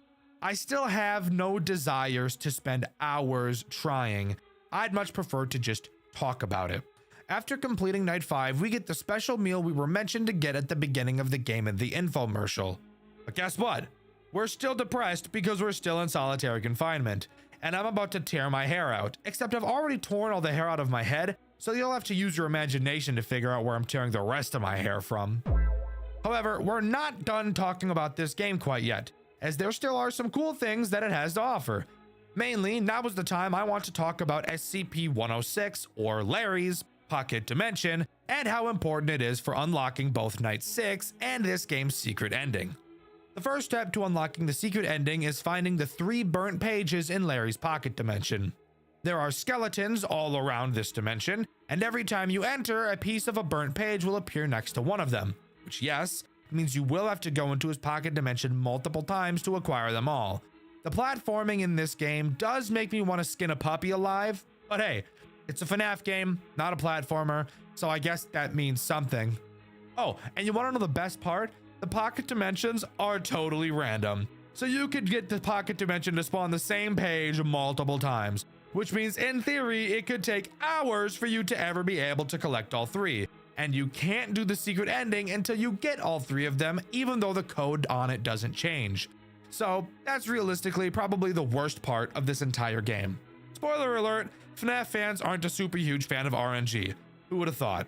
Once you get all 3 pages and escape, you will be able to put them together in your office to reveal the code PGF4B.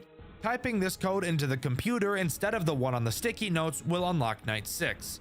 Night 6 is where you can get the secret ending. Not only is Night 6 hard as fuck, but getting the secret ending only makes Night 6 even harder. Once in Night 6, you will want to once again type in the burnt note code PGF4B. After it boots, you'll want to type in the command run power manager. This will give you a special tab on your second monitor that you can use to control all of the power in the building. This is where the secret ending makes Night 6 very hard. Obviously, Night 6 by itself is already difficult, having several threats to keep track of and having to react very quickly to all of them.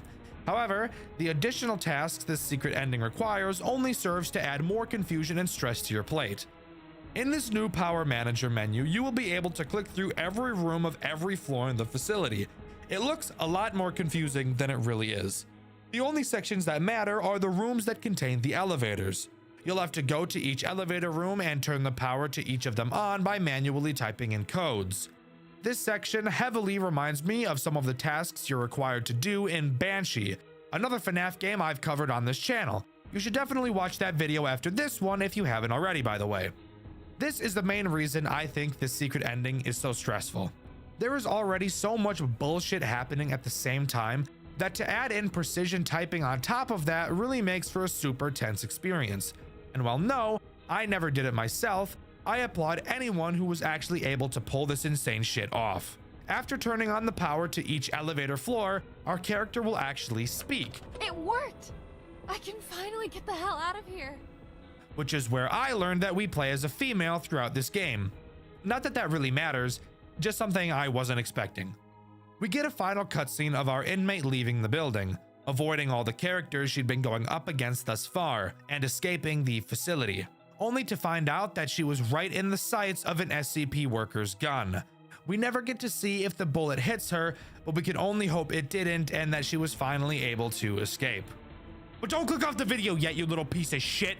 I see you checking how much longer there is trying to fuck up my retention. Stop it! You stop it! Naughty! Anyways, I've still got something else I want to talk about in this game that I think is really cool. So, it's becoming more and more common for FNAF games to integrate Game Jolt achievements. I think that's awesome. I think achievement hunting is super cool. But something I notice about a lot of these FNAF game achievements is that they're boring. Oh, beat night 1, beat night 5, beat night 6, beat all 20 mode. Stuff you would imagine people are already doing, which I feel makes them not feel like achievements a lot of the time. SCP The Endurance also has these achievements, except I've noticed that it also has a lot of super fun ones. So I'd like to dedicate this section to talking about those achievements. The first achievement I want to mention is called Seriously How. It can be achieved by dying on night 1.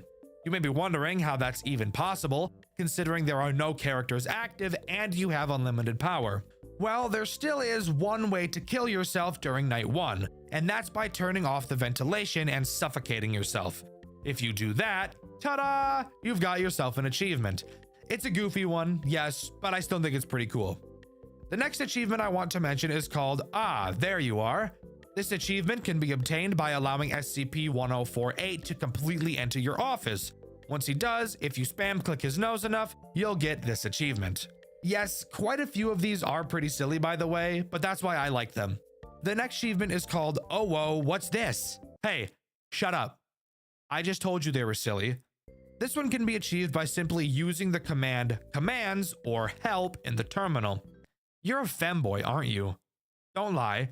I said oh whoa and I saw your little stupid ass fucking light up, freak. The next interesting achievement is called One Step Forward, Two Steps Back, and can be achieved by collecting one of the burnt notes in 106's pocket dimension and proceeding to fall out of the world and die. Interesting that they chose to call that an achievement, considering you didn't actually achieve anything at all. There are also 2 achievements that can be incredibly difficult to achieve. The first of which is called Catch Me If You Can. You get this achievement by surviving the night after aggroing SCP-096, which isn't necessarily too hard if you aggro him right at the end of the night, but you also have to hope that you can find him right at the end of the night. The other, much more difficult achievement is Staring Contest. This one is ass, I can't even lie to you. You have to let SCP-173 into your office for at least 1 entire hour of the night, so 1 minute real time. This is disgusting, because you literally can't look away from him.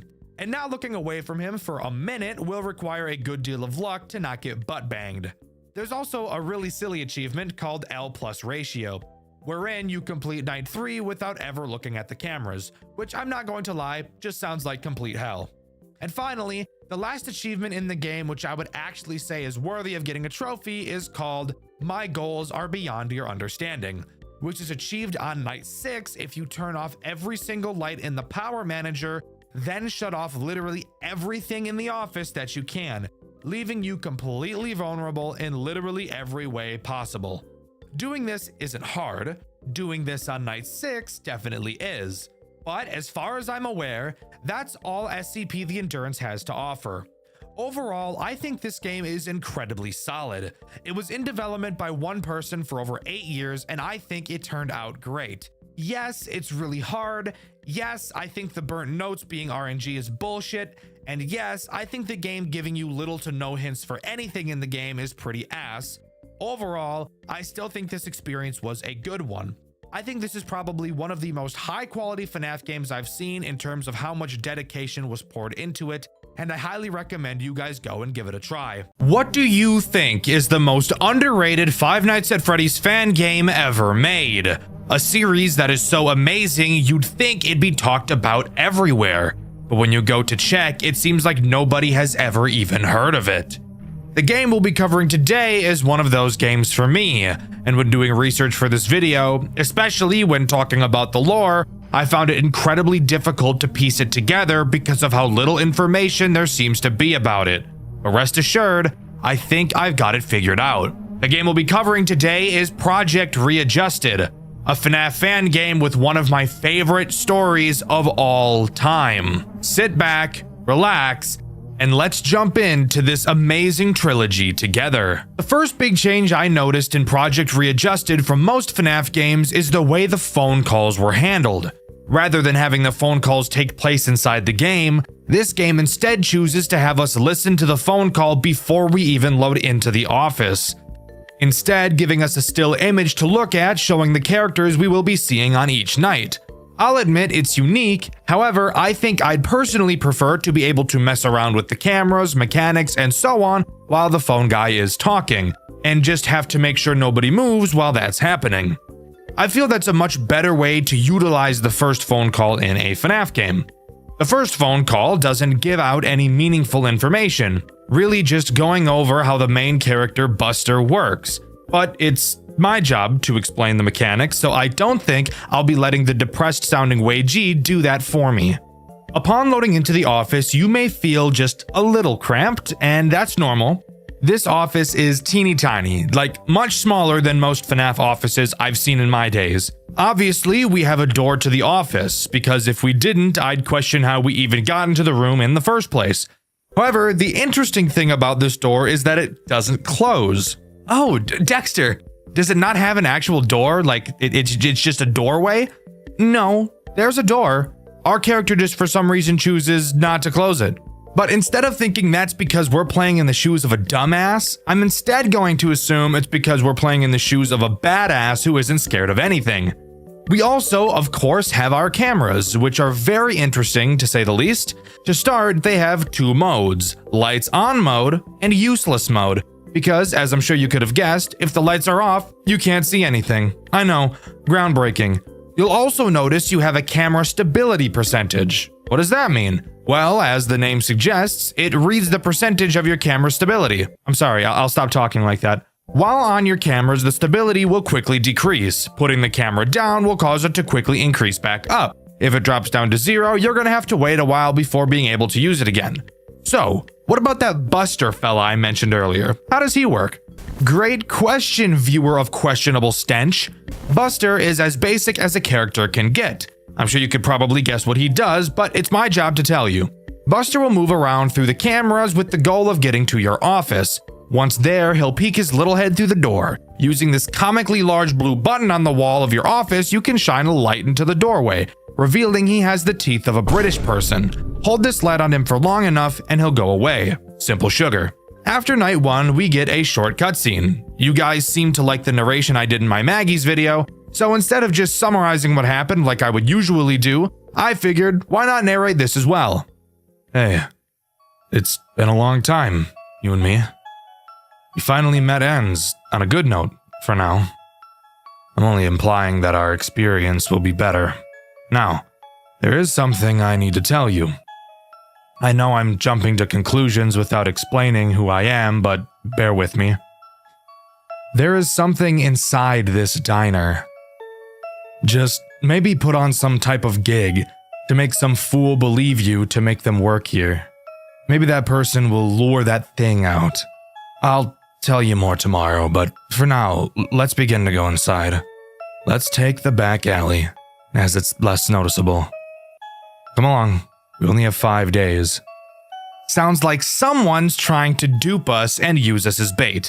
That's not very kind, vaguely barbaric.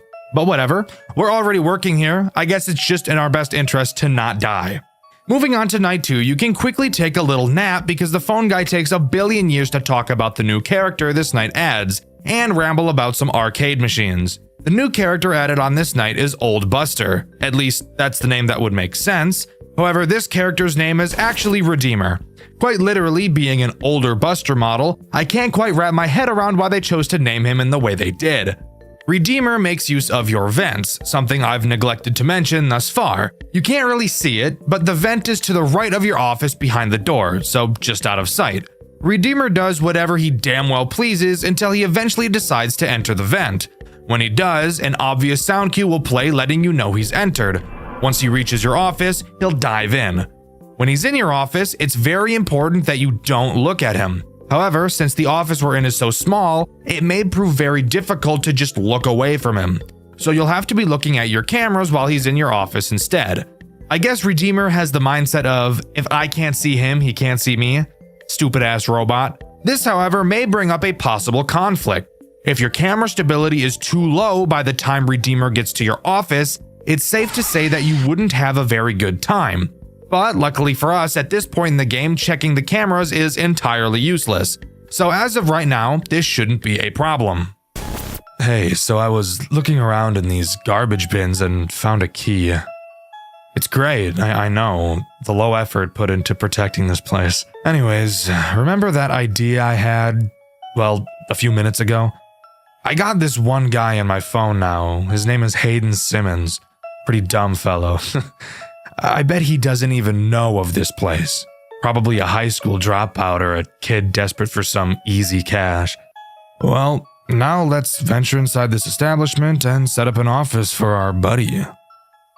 So, we know the name of our character, Hayden Simmons. Too bad his name is one of the rhyming Aiden names, probably the worst group of names anybody could have.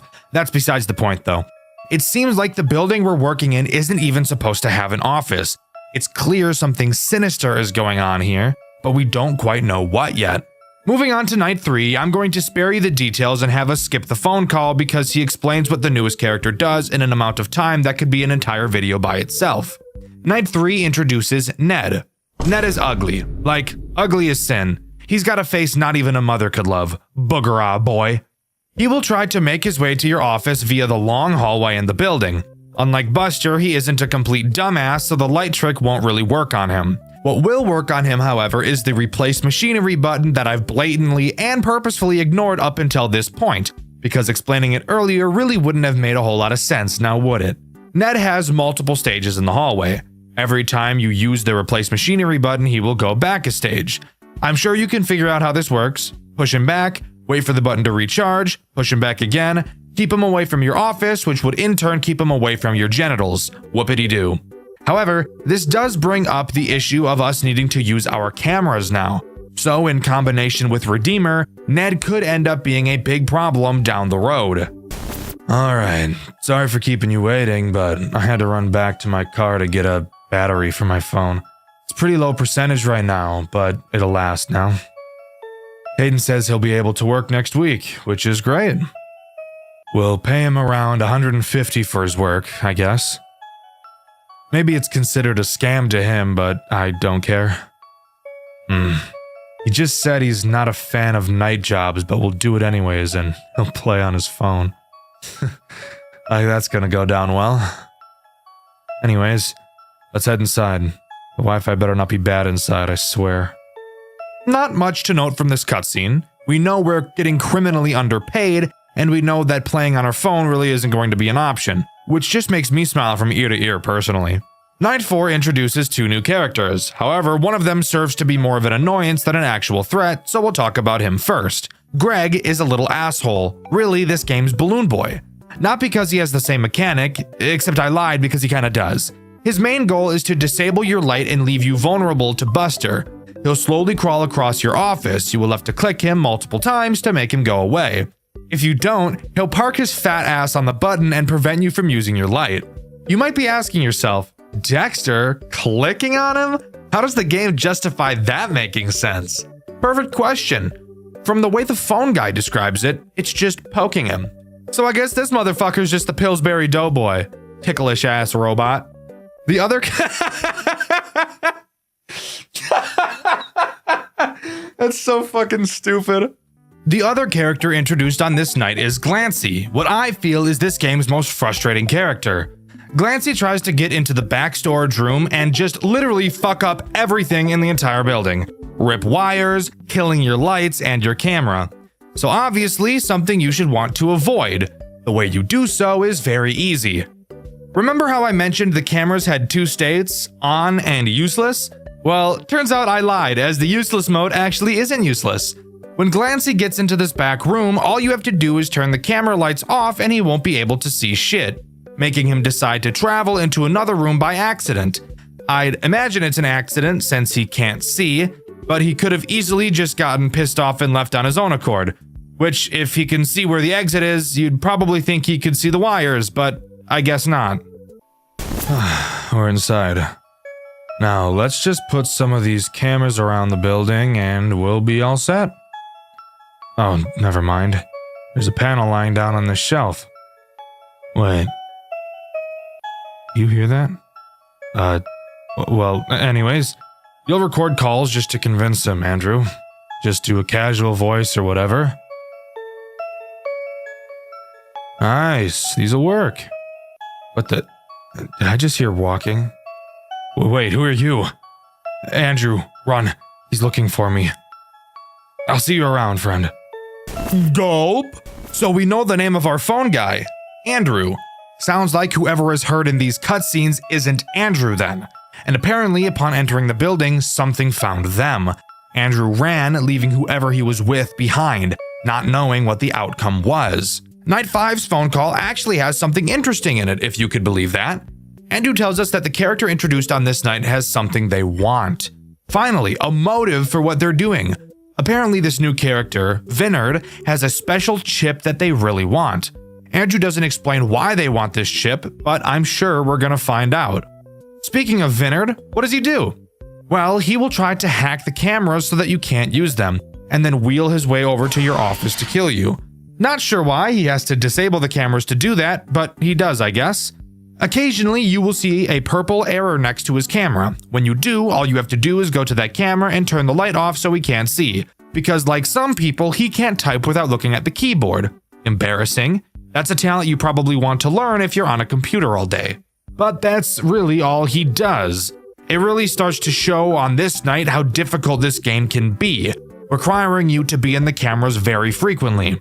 The only real chance you'll get to recharge your stability is when Buster is attacking, and I think that was on purpose for the sake of balancing, but maybe I'm being too optimistic. Unlike every other night, Night 5 doesn't have a post-night cutscene, so I can't talk about that. What I can talk about, however, is an Easter egg, and a fun piece of trivia about one of the characters in this game. After completing Night 5, you will unlock Custom Night.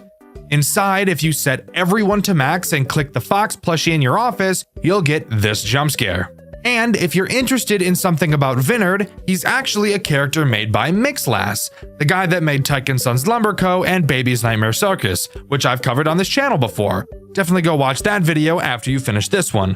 And as a result of using Mixlass's character, Mixlass then used one of Mechless's characters in his game Tyke & Sons Lumber Co. Pretty cool if you ask me.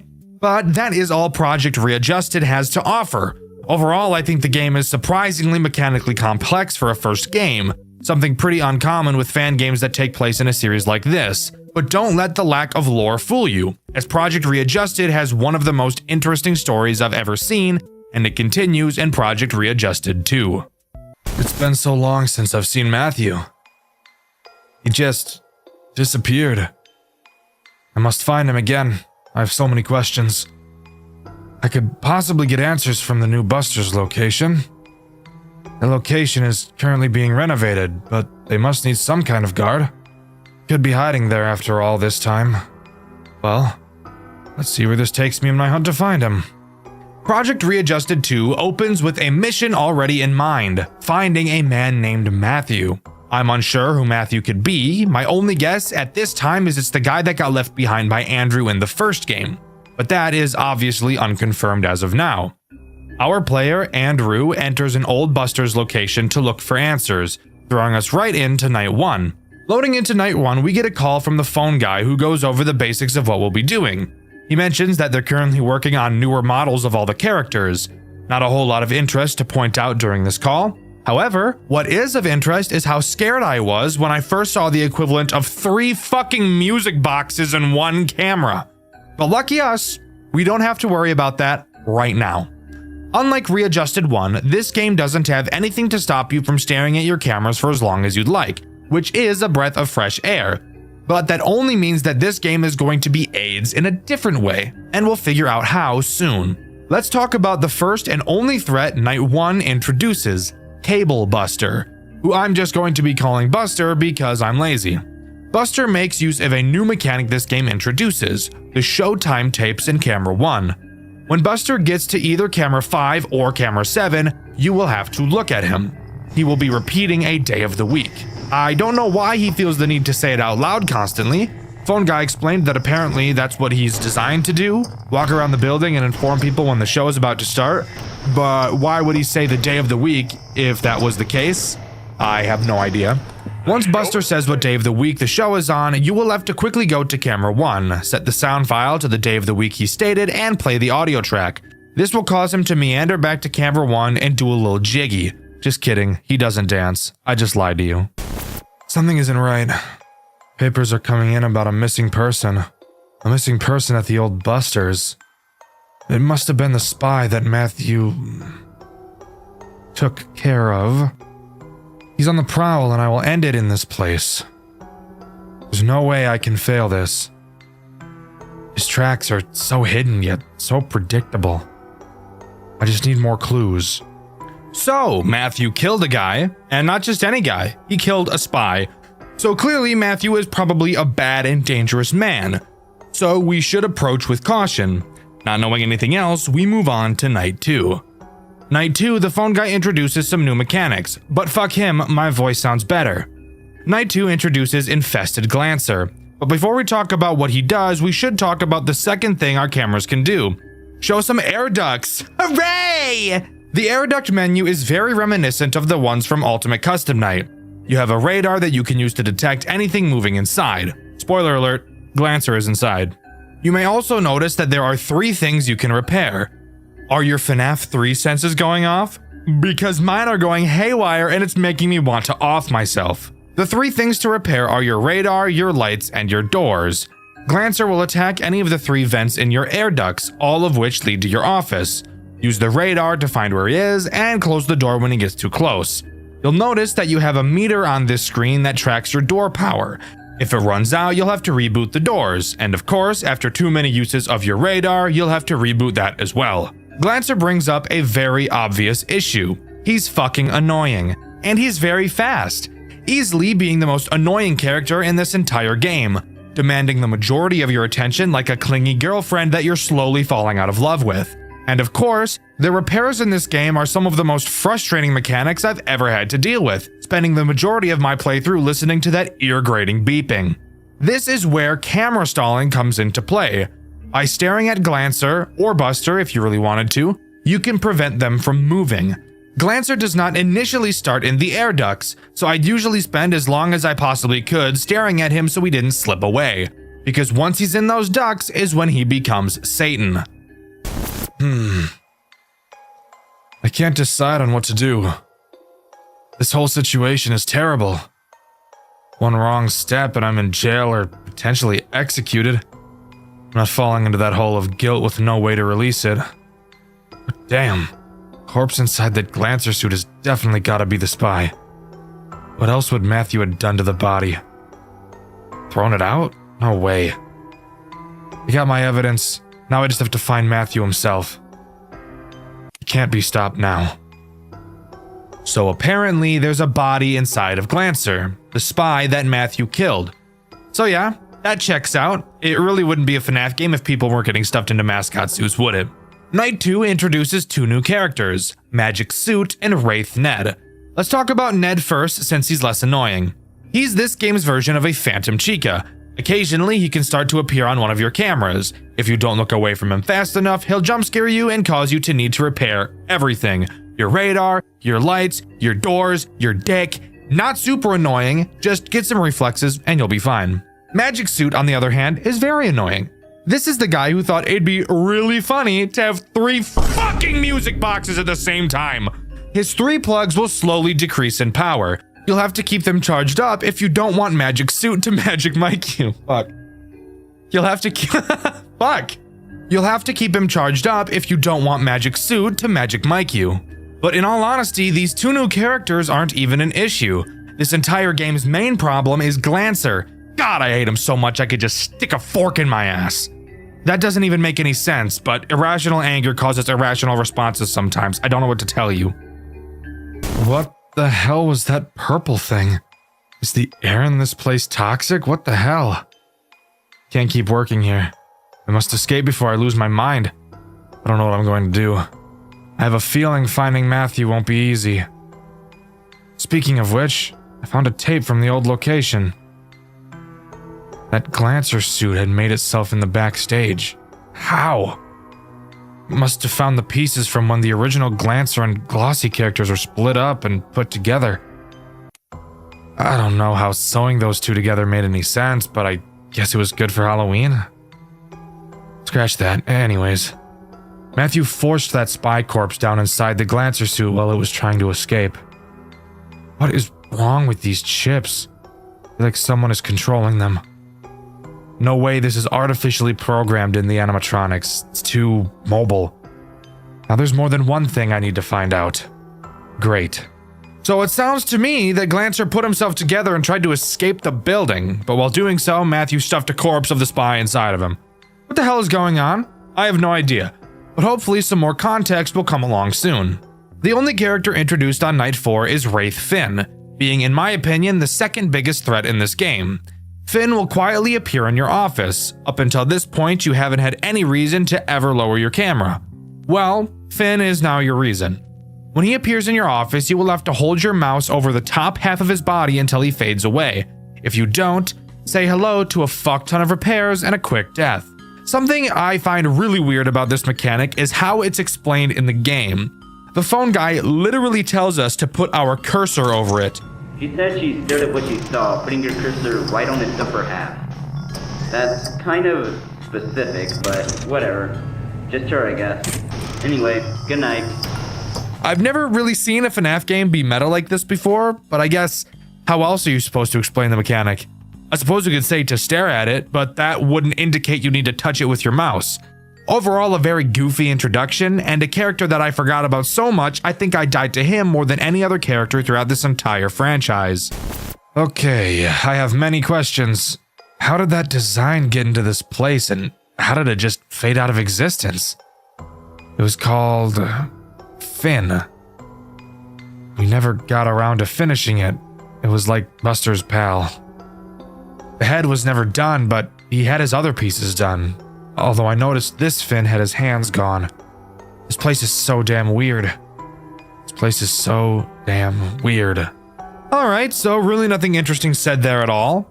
Finn was supposed to be Buster's friend. Buster's a fucking robot. He has no friends. Moving on to night 5, as it should be much more interesting and hopefully have a more interesting post-night cutscene. Night 5 introduces the last threat this game has to offer, Wraith Vinard. A character that isn't too terrible to deal with, but will really just act to take more of your needed time away from Glancy, which is obviously not something we want. Vinard only ever appears on camera 8. Occasionally, when checking that camera, you will see Vinard's silhouette with no eyes. You will have to stare at him until his eyes appear.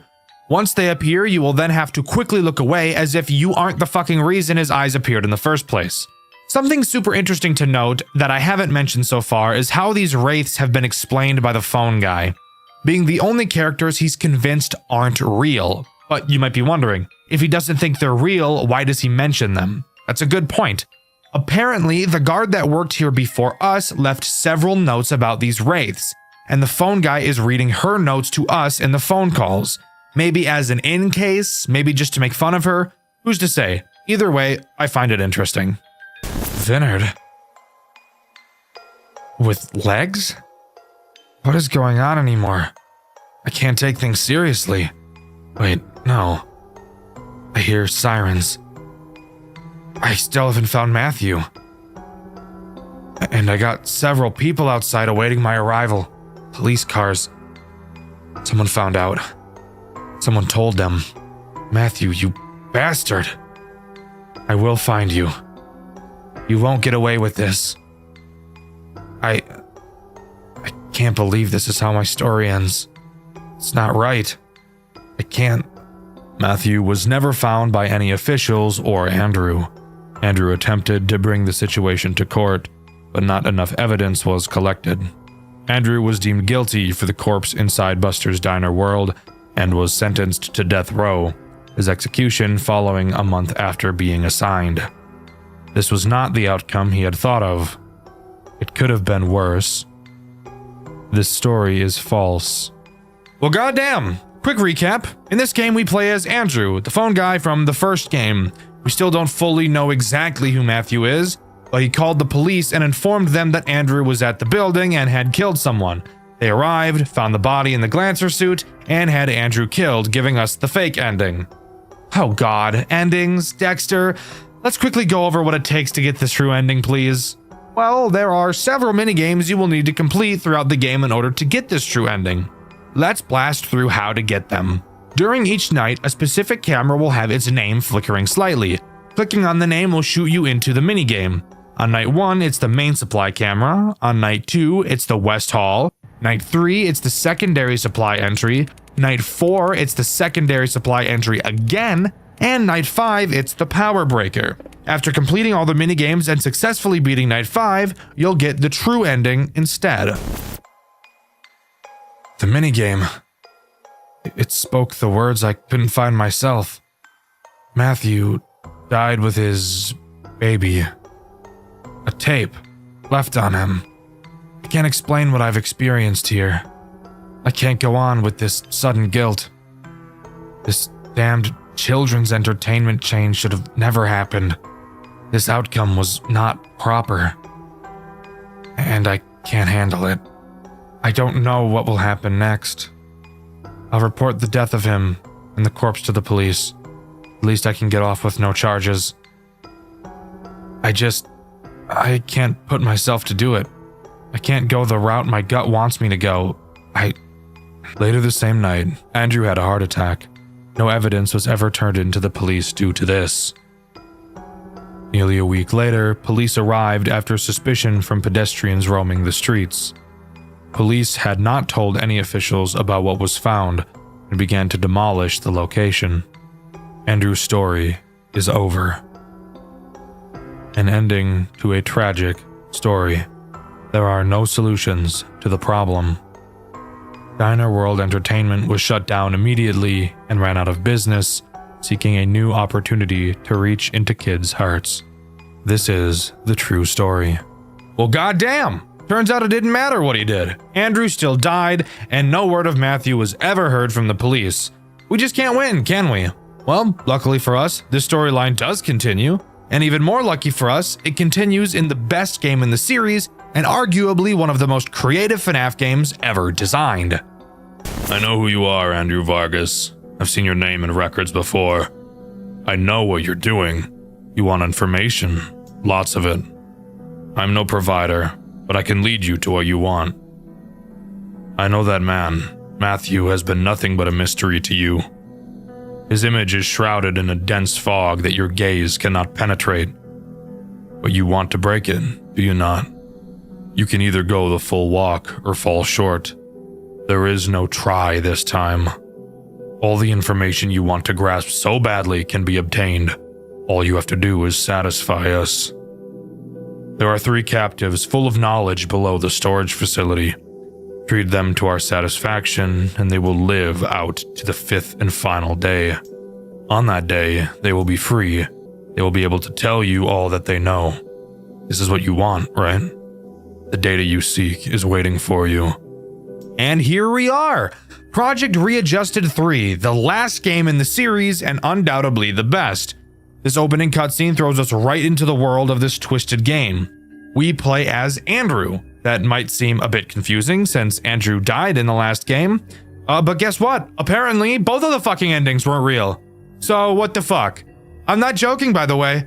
I'm being completely serious. Both of the endings in the second game aren't real. The true ending isn't real. Both the fake ending and the true ending both didn't fucking happen because it takes place before this one. So like, what the fuck was that all about, huh? Anyways, we're not sure who was speaking to us in that cutscene, but apparently there are 3 survivors that have all the information we need to solve whatever is going on with Matthew. And with that, we're tossed into night 1. This game does progress based on objectives instead of time. But rather than a game like Pizzeria Simulator where the tasks you have to complete are mind-numbing, the task in this game actually requires a small bit of brain power, and is truly one of the most creative takes on a FNAF game I've ever seen. We're tasked with protecting these 3 captives. In the cameras, you'll be able to see 3 rooms. Each of these rooms holds one of the captives. You can keep track of their stats at the bottom of the monitor, see how much hunger, thirst, and satisfaction they're all at. Note how much supply you have. Your goal throughout this night is to send these captive shipments of food and water. Then, once they're all satisfied, the night can end. When you open the gate, food and water will slowly be dispensed. You can control which room these packages will go to. The longer you take to send a captive something, the lower their satisfaction will go. At the top of the screen, you'll see a minimum grade you need to complete the night, and which grade you're currently at. Meaning you don't have to fill each room up to its entirety to complete the night. However, I'm a fucking badass and chose to get the best grade possible on each night. In order to refill your supplies, you will have to complete a task. A set of numbers will appear in a random order and you will have to click them in that order. When you finish, your supply will be slightly filled.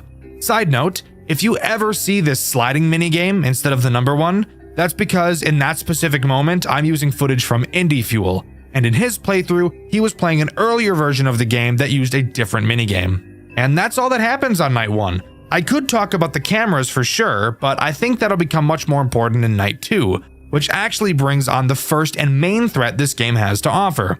But before we can get to that, in true final game lore dump fashion, after each night we get a post-night minigame to have fun with. In this minigame, we just kinda walk around. We check the stage in the main room and notice that there's supposed to be 2 animatronics on stage, the other being Finn. You may remember him from the second game. We go backstage where we believe Finn should be, only to find a dead child on the ground, bringing this minigame to a close. Something really awesome about this game is the patient hub. Dexter, what's the patient hub? If you'd shut the fuck up and watch the video like a normal person, instead of continuously asking questions like the girl you're watching a movie with that you really wish you didn't invite over because you're just trying to watch the fucking movie, I'd explain it to you. Sorry, lost my temper a little bit. Anyways, the patient hub is on the menu. Using it will actually let you go to talk to the 3 people you're protecting throughout the nights. Throughout the nights, heading to the patient hub, they will give you different pieces of information as the game goes on. On this first night, they don't tell you anything since they've been told they can't yet, probably by whoever put them here. This is such a cool and interesting integration into this game, and I think this is one of the big reasons why this game in particular is so underrated. Night 2 is where this game really starts to get real, introducing the first main threat of the game, Busted. Inside of your monitor, you'll notice the left half that I haven't really mentioned. Well, I'm about to mention it. You'll notice that it only has 3 cameras, but don't let that fool you. Busted will move around the cameras, not only trying to get to you, but to get to the captives as well. If at any point you can't find him on your cameras, that means he's in your office. Your office, by the way, is another thing I've neglected to mention. There are 4 entrances to your office, 2 on each side. You have the 2 obvious hallways in front of you, and then the 2 holes in your walls to the sides of you. Busted is very quiet, so you will have to make sure you're tracking him. Once Busted enters your office, you will have to scare him away with the light. Now, you may think, like most FNAF games, that we'd be given a flashlight, but no, that'd be too easy. In Project Readjusted 3, you're given a fucking glow stick to defend yourself. You know, one of those crack and shake things? Yeah, that's our main means of defense. When Busted is in your office, you have to hold the glow stick on him to scare him away, but there's a catch. Your glow stick cannot be used for very long at all. It has a very short lifespan, so you have to check really fucking quickly. Obviously, if you don't, you'll die. But if you remember, I mentioned Busted being able to attack the captives as well. While watching Busted on your cameras, you may notice that on any of the 3, he may get a bit too close to some of the patient doors. If he does, that's how you know he's about to attack them. When you see him doing this, you must ring the bell on your desk. The noise will attract him to your office and away from the patients. Something super interesting about Busted attacking patients is that if he kills one, you don't lose. And it will actually make the remaining nights easier since you'll have less mouths to feed. However, as I'm sure you could have guessed, if a patient dies, they will never come back throughout the rest of the game. That means no more talking to them in the patient hub at the end of the nights. And of course, if you let all 3 patients die, then you will lose the game. This right here is one of the coolest mechanics I've ever seen in a FNAF game. Project Readjusted 3 is literally just being placed in a saw trap, really. In the post-Night 2 minigame, we talk with the other guards about what we saw. They mentioned this is the second time this has happened. Walking up to the stage, we find another dead child, presumably killed by Buster. We're told to check the office for anything else, and we do. Upon finding nothing, we walk back, only to see the ghost of some unknown spirit that looks like Finn walking away. I started seeing some weird things recently. They were purple weird things. It got closer as I blinded myself, but as I looked at it, it faded away. I don't know what to do. At least the leader himself isn't down here. He is very strict. He would be looking at me, making sure I was staying put and acting appropriately. He threatened to stop liquids from coming into my room if I didn't listen. He really wants us to go his way, so just send us supplies like he wants, at least when he is nearby. As long as he doesn't notice you aren't doing what he wants, he should be fine. This place is a crazed house, and it's all your fault. I can't believe this. You better get out of here in the end, with me alive. I've started hearing screams. It sounded like it came from a room adjacent to mine. Maybe I'm hallucinating. After all, we are under that old building. You know it had the fume problem, right?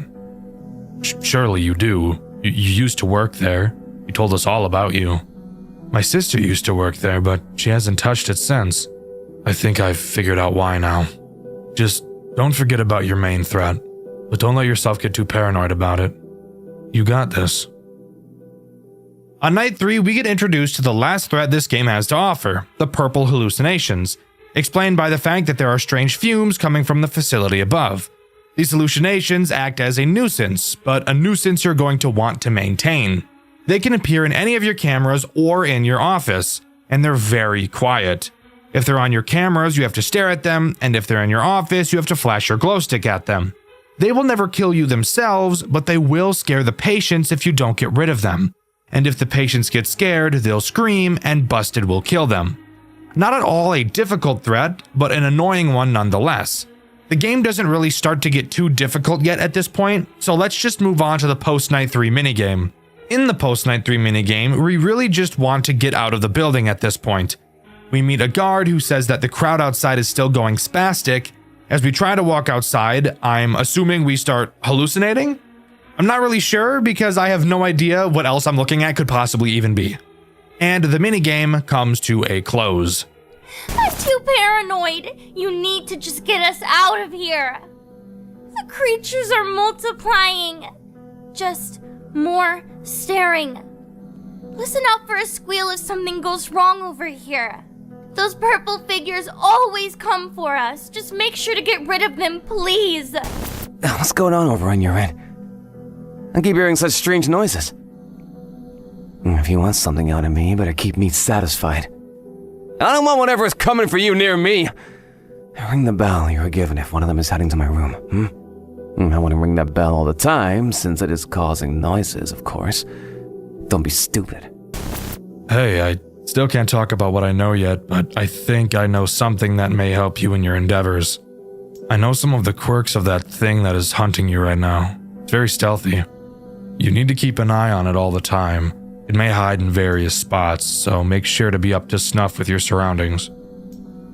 I don't know much about its chip data, though.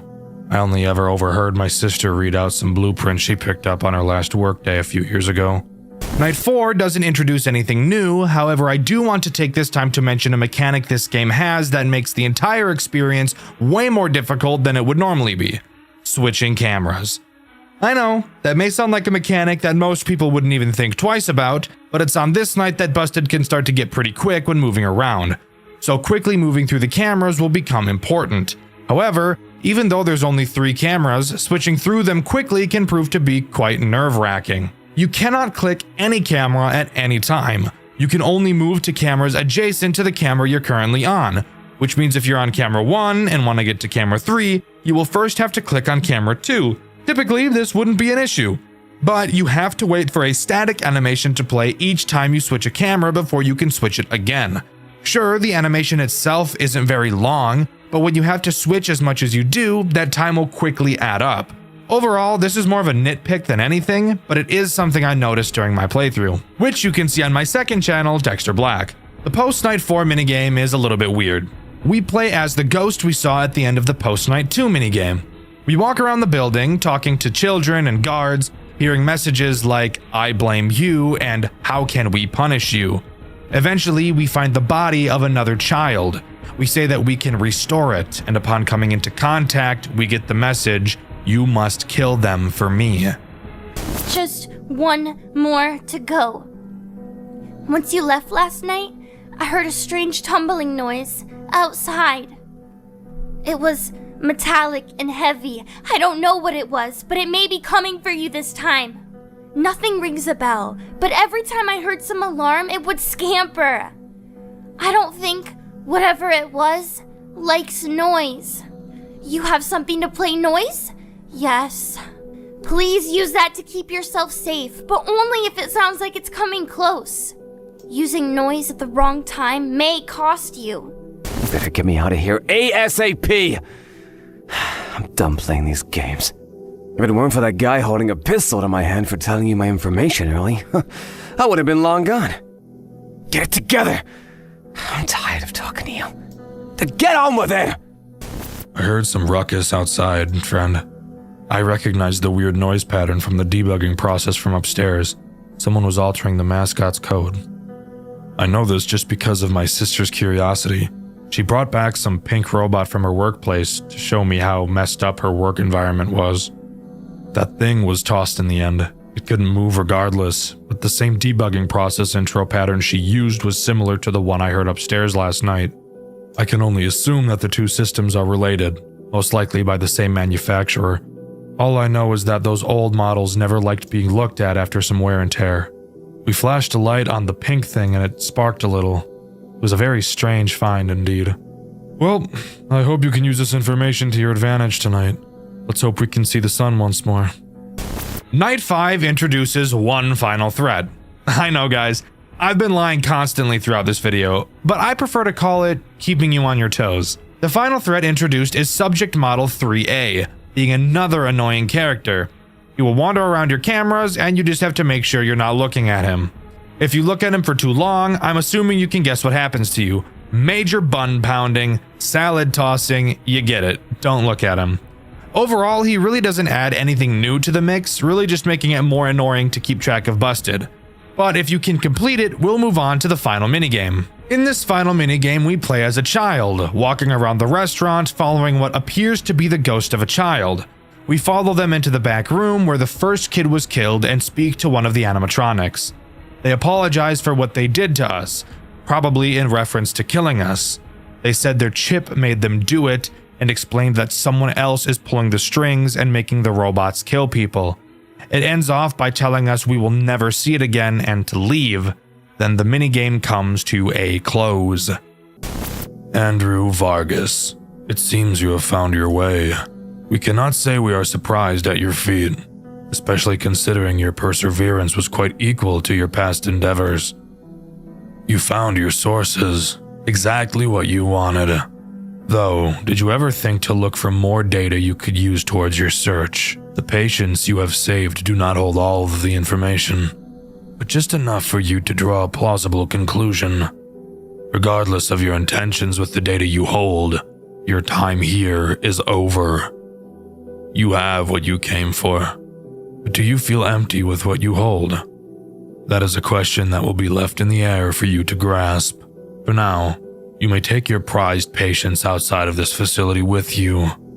Until you find your true desire and recollection, we thank you for playing our game. I can't believe it! You did it? I'm free from this place? Oh, I must tell you what I know. Well, okay, I was a producer for one of the most popular animatronic performer shows a few years back. I was vital, but I got to the point where I knew too much, and that is how I wound up here. This man was someone I used to work with. He created these things for his own entertainment business, but he eventually took it too far. He created a powerful computer to control all of his creations from a distance, with whatever behavior he wanted. He always left his plans on his work desk, but one day he felt like something was off. Some grew suspicious of his projects, myself included, but I never took it as far as this one group of people. They were dedicated to finding his grand computer. They went as far as setting up hidden cameras around the building to track anything they could, anything that could leave a trace back to its whereabouts. But they never found it, because the man attacked and killed one of them. I saw it on old discarded footage. That is all I know. I hope this helps you. It took you long enough? Let's make this conversation quick. I was one of the construction employees set to renovate the supply and storage facility for future use. It was gonna be under some childish name like Busters, I think. I was the only one that showed up to the job early, like always. I got to one of the storage trucks I left outside, and that's where my life took a turn. They had a rotting corpse and dismantled robots in that truck, man. A rotting corpse. You could never understand how disgusting that was to see face to face. Sucker fell right out of the truck too, like it was last in line. It was in some blue wreck of a mascot suit. It had a camera stuffed in its mouth. It was horrible. I think you get it now. I went to go get my bag and quit my job, but some gray thing grabbed me and pulled me deeper into that building. Next thing you know, I was dangling for my life. Awesome, right? Well, it pulled me past some satellite. It was covered in those dumb white masks you've seen. The same one the guy is wearing. It's all some weird gimmick. But I know what that gimmick is for. That satellite was being used to get that white rabbit robot back from the depths of the forest, right off of Brickview Boulevard. It had to have been made for that. I'm no fool. I knew about that white monster rumor, and I even went hunting for it one time with the boys. It has to be linked. That's all I got for you. We better not come into contact like this again. I have to owe you something for your determination, my friend. I'm honored. Oh, right, I do owe you something. I have something to tell you. Before this, I was an aspiring mechanical engineer. Machines have always enticed me, so I had been studying it for months prior to this incident. As you know, my sister had worked at that old supply and storage facility years ago. She was my main inspiration for this interest of mine. That night, when she came home with that pink robot, changed everything for me. We dug into the hardware of the robot ourselves. Our father had some spare tools in the garage, so we didn't have to rip into it to damage the thing even worse. We found a lot of weird oddities. One of the most obvious ones was its back.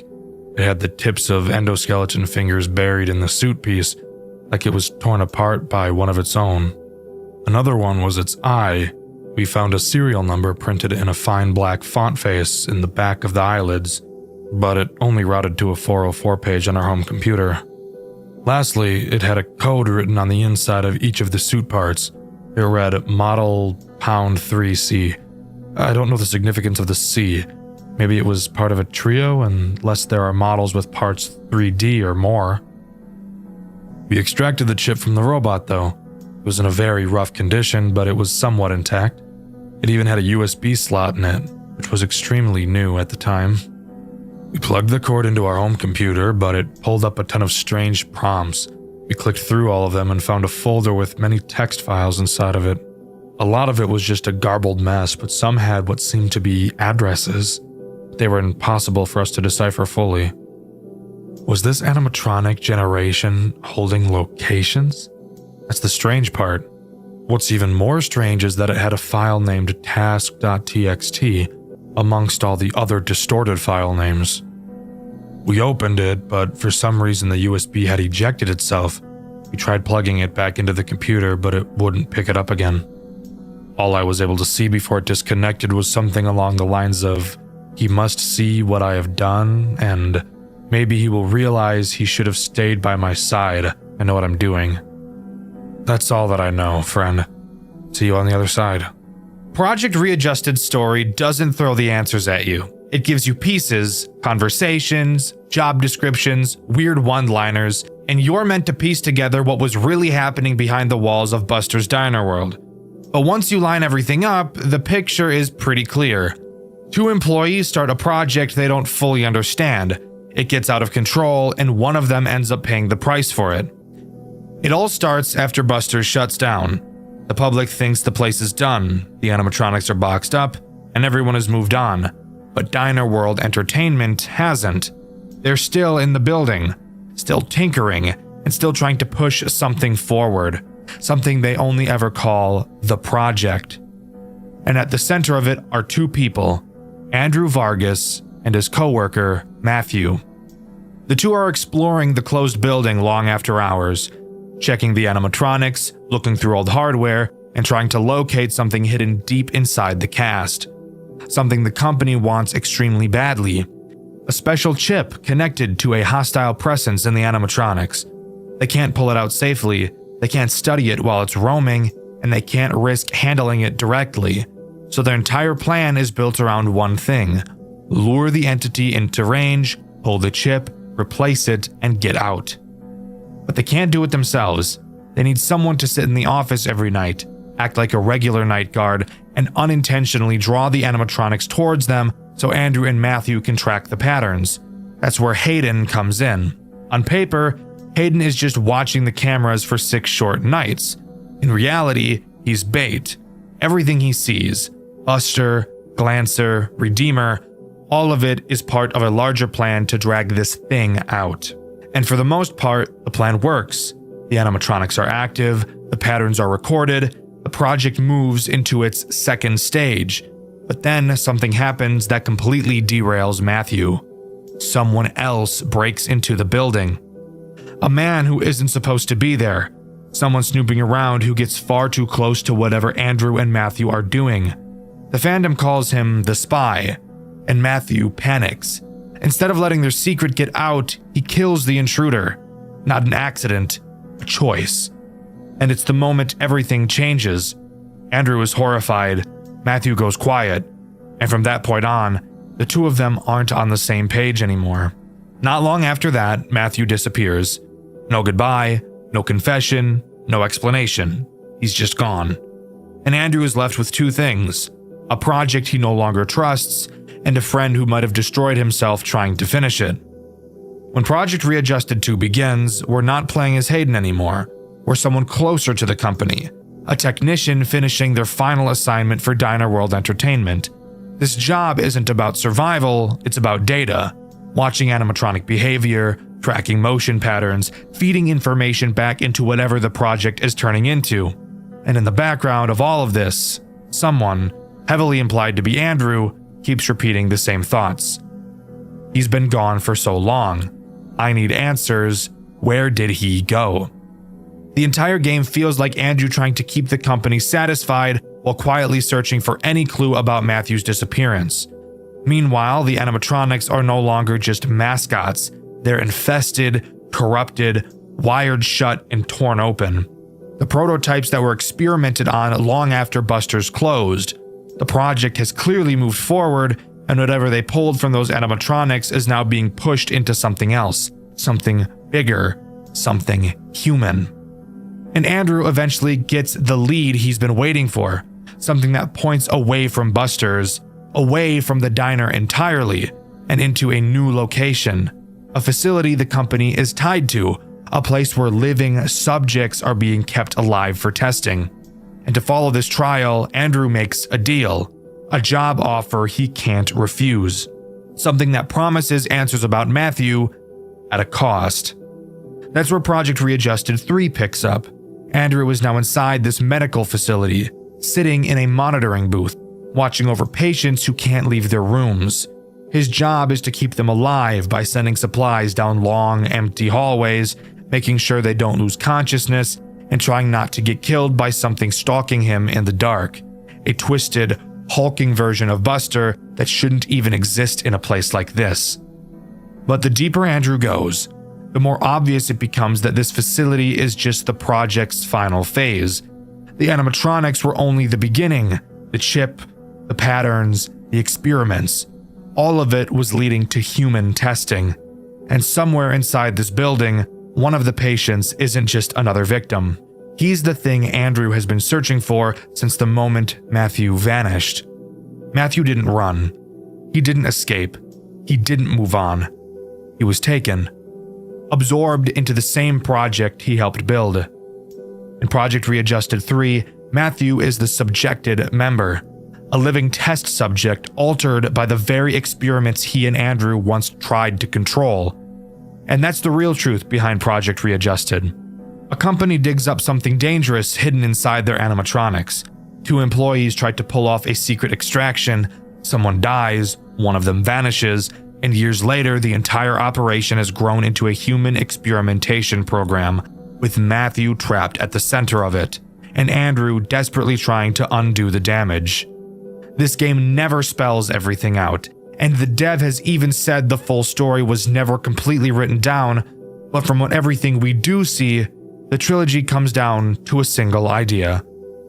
They started the project together, Andrew survived it, Matthew didn't. But as far as I could gather, and as far as I'm aware, that's all Project Readjusted has to offer. There was supposed to be a final installment, Project Readjusted 4 Jet Black, but it was cancelled due to scheduling conflicts and the pair incident of Game Jolt, which I'm not going to dive into today. Maybe another time. Overall, I think each game in this series progressively got better and better. I think the story I was able to piece together is really interesting and very good, but I really wish it was more concrete so I didn't have to speculate as much as I did.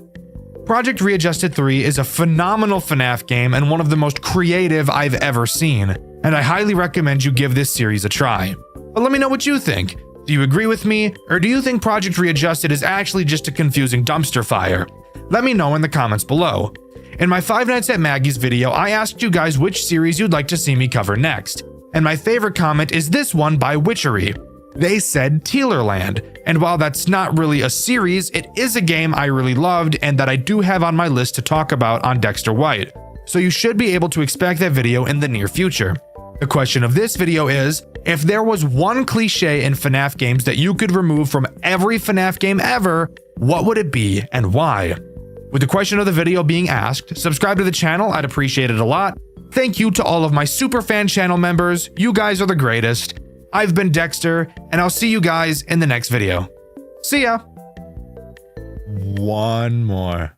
Come on. One more. Come on. Just do one more. Just one more. Just hey! Look at that. Holy shit. What the fuck? No, that's awesome. That's so fucking cool. That is so fucking cool. No, bro, that's based. It's based. Absolutely based. Look at that shit. Isn't that awesome? Isn't that freaking Riz? That's awesome. Nah, bro, that's fucking awesome. That's so cool. Hell yeah, dude. Fuck. Holy shit. No, that's awesome.